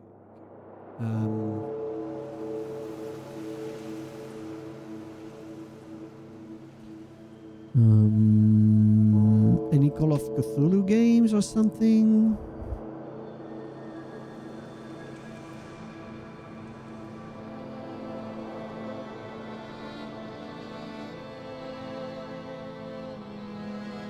Dark Corners of the Heart we already listened to and I was not convinced. Is it the same one? No, it's not the same. This is another Call of Cthulhu game. Right? I don't remember.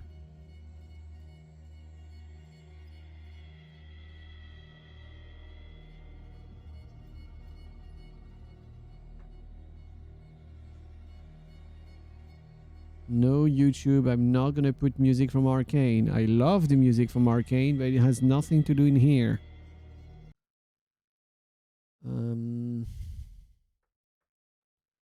Yeah.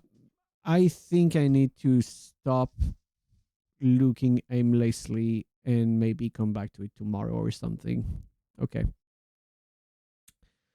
Okay. So,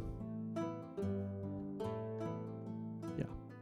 Guys, I think that will be a good time for us to end it today. Okay, use fantastic. What do you mean use fantastic? No, Pete, shut up. I'm not. No. Oh, okay. So, everyone, let me check a thing. I kind of want to raid someone today.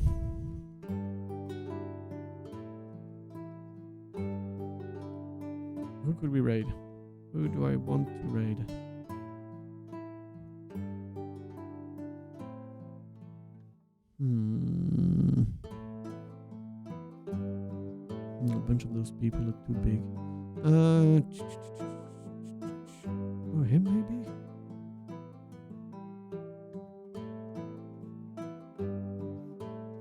No, not you.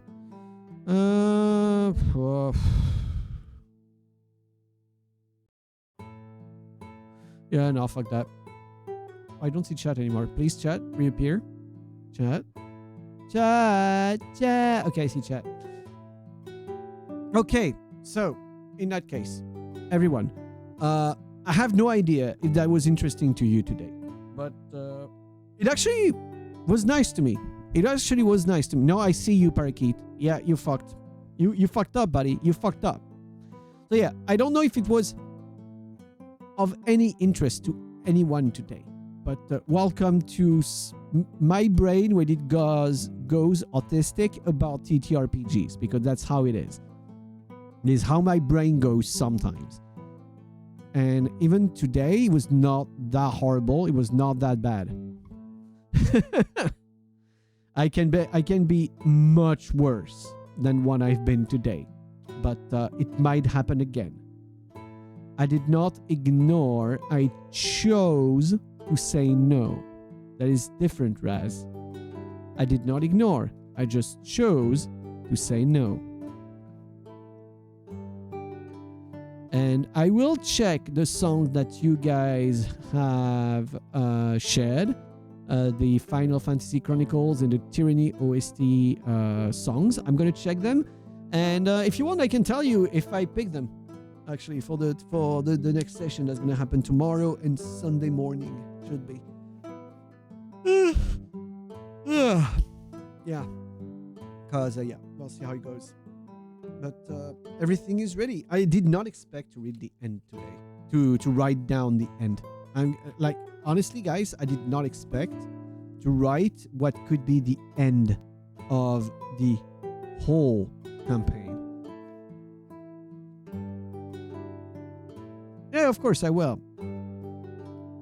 But yeah, like, if the whole campaign ends, since you guys were there when it was written, I will share how it went. I will share with you guys how it went with everyone. I'll give you like a small, like, a short version next time I stream, which should be on Monday, actually. I mean, I'll see if I stream. You know, I usually stream Mondays, but I might take the day off because it, like, the whole weekend, DMing and all, it's not vacation. It is actually exhausting to DM for that long. I'm pretty sure the session is going to be something like 10 hours long, maybe more. So yeah, I cannot promise you guys that I will be live on Monday. So in the worst case, I'm going to see you guys again on Wednesday. We'll see how it goes. But yeah, in any case, no matter what, I hope you had fun. I hope it was interesting enough today for you. And if you did enjoy that, never hesitate to say it, because it might happen again if you enjoyed that. We'll see. Anyway, next week, you can expect the return of Sekiro, because I feel like I am getting closer and closer to the end. So I might try and want to do a push for finishing the game, because I'm pretty sure I don't have that many areas to explore still. At least it should be like something like 3 or 4 of them, something like that, I'd expect.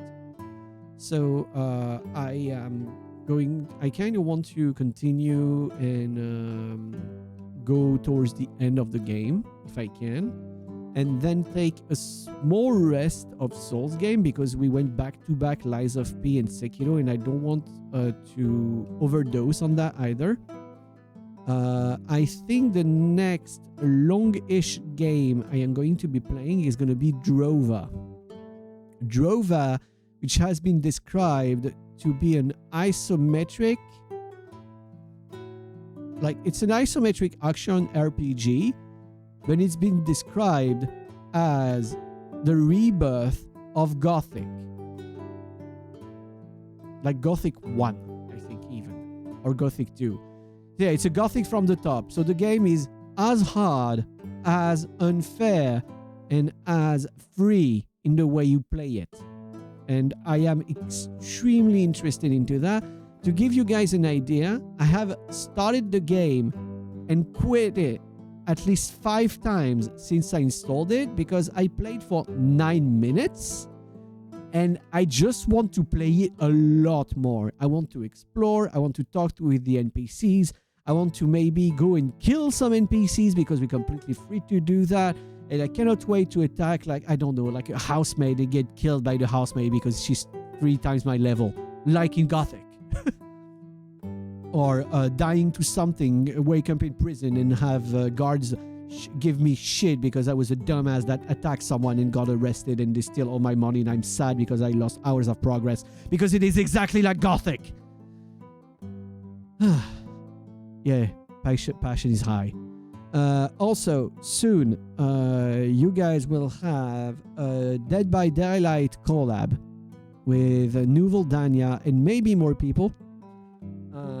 Also, I kind of want at some point to organize a collab in the game Sequence 1. Have you guys heard of the game Sequence 1? Sequence 1 is a game about being drug dealers.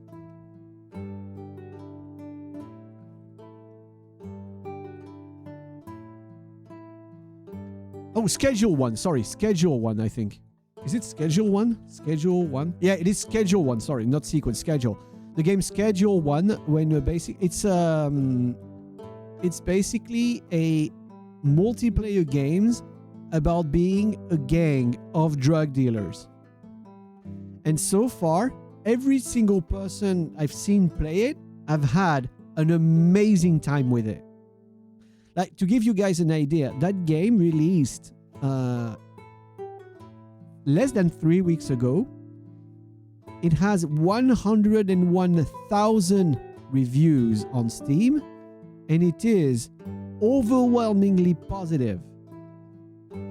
With 101,000 reviews, it is overwhelmingly positive, which is rare on Steam. So yeah, I do want to try this game, but for this, I'm going to find a group of people to play with. Because it is, as far as I've seen, a lot more fun to play multiplayer as a group. And try and organize yourself as a group to sell drugs, avoid the police, beat people up, lose all your money in the casino and shit like that. So, yeah, fun times incoming. Fun times incoming. We are also going to continue Slay the Princess. We are going to continue and finish every single path we can find in the coffin of Andy and Laylee. I might play some more Marvel Rivals, but I don't know it's going to be on stream because the new season just started with the new Battle Pass and all of the skins look absolutely baller.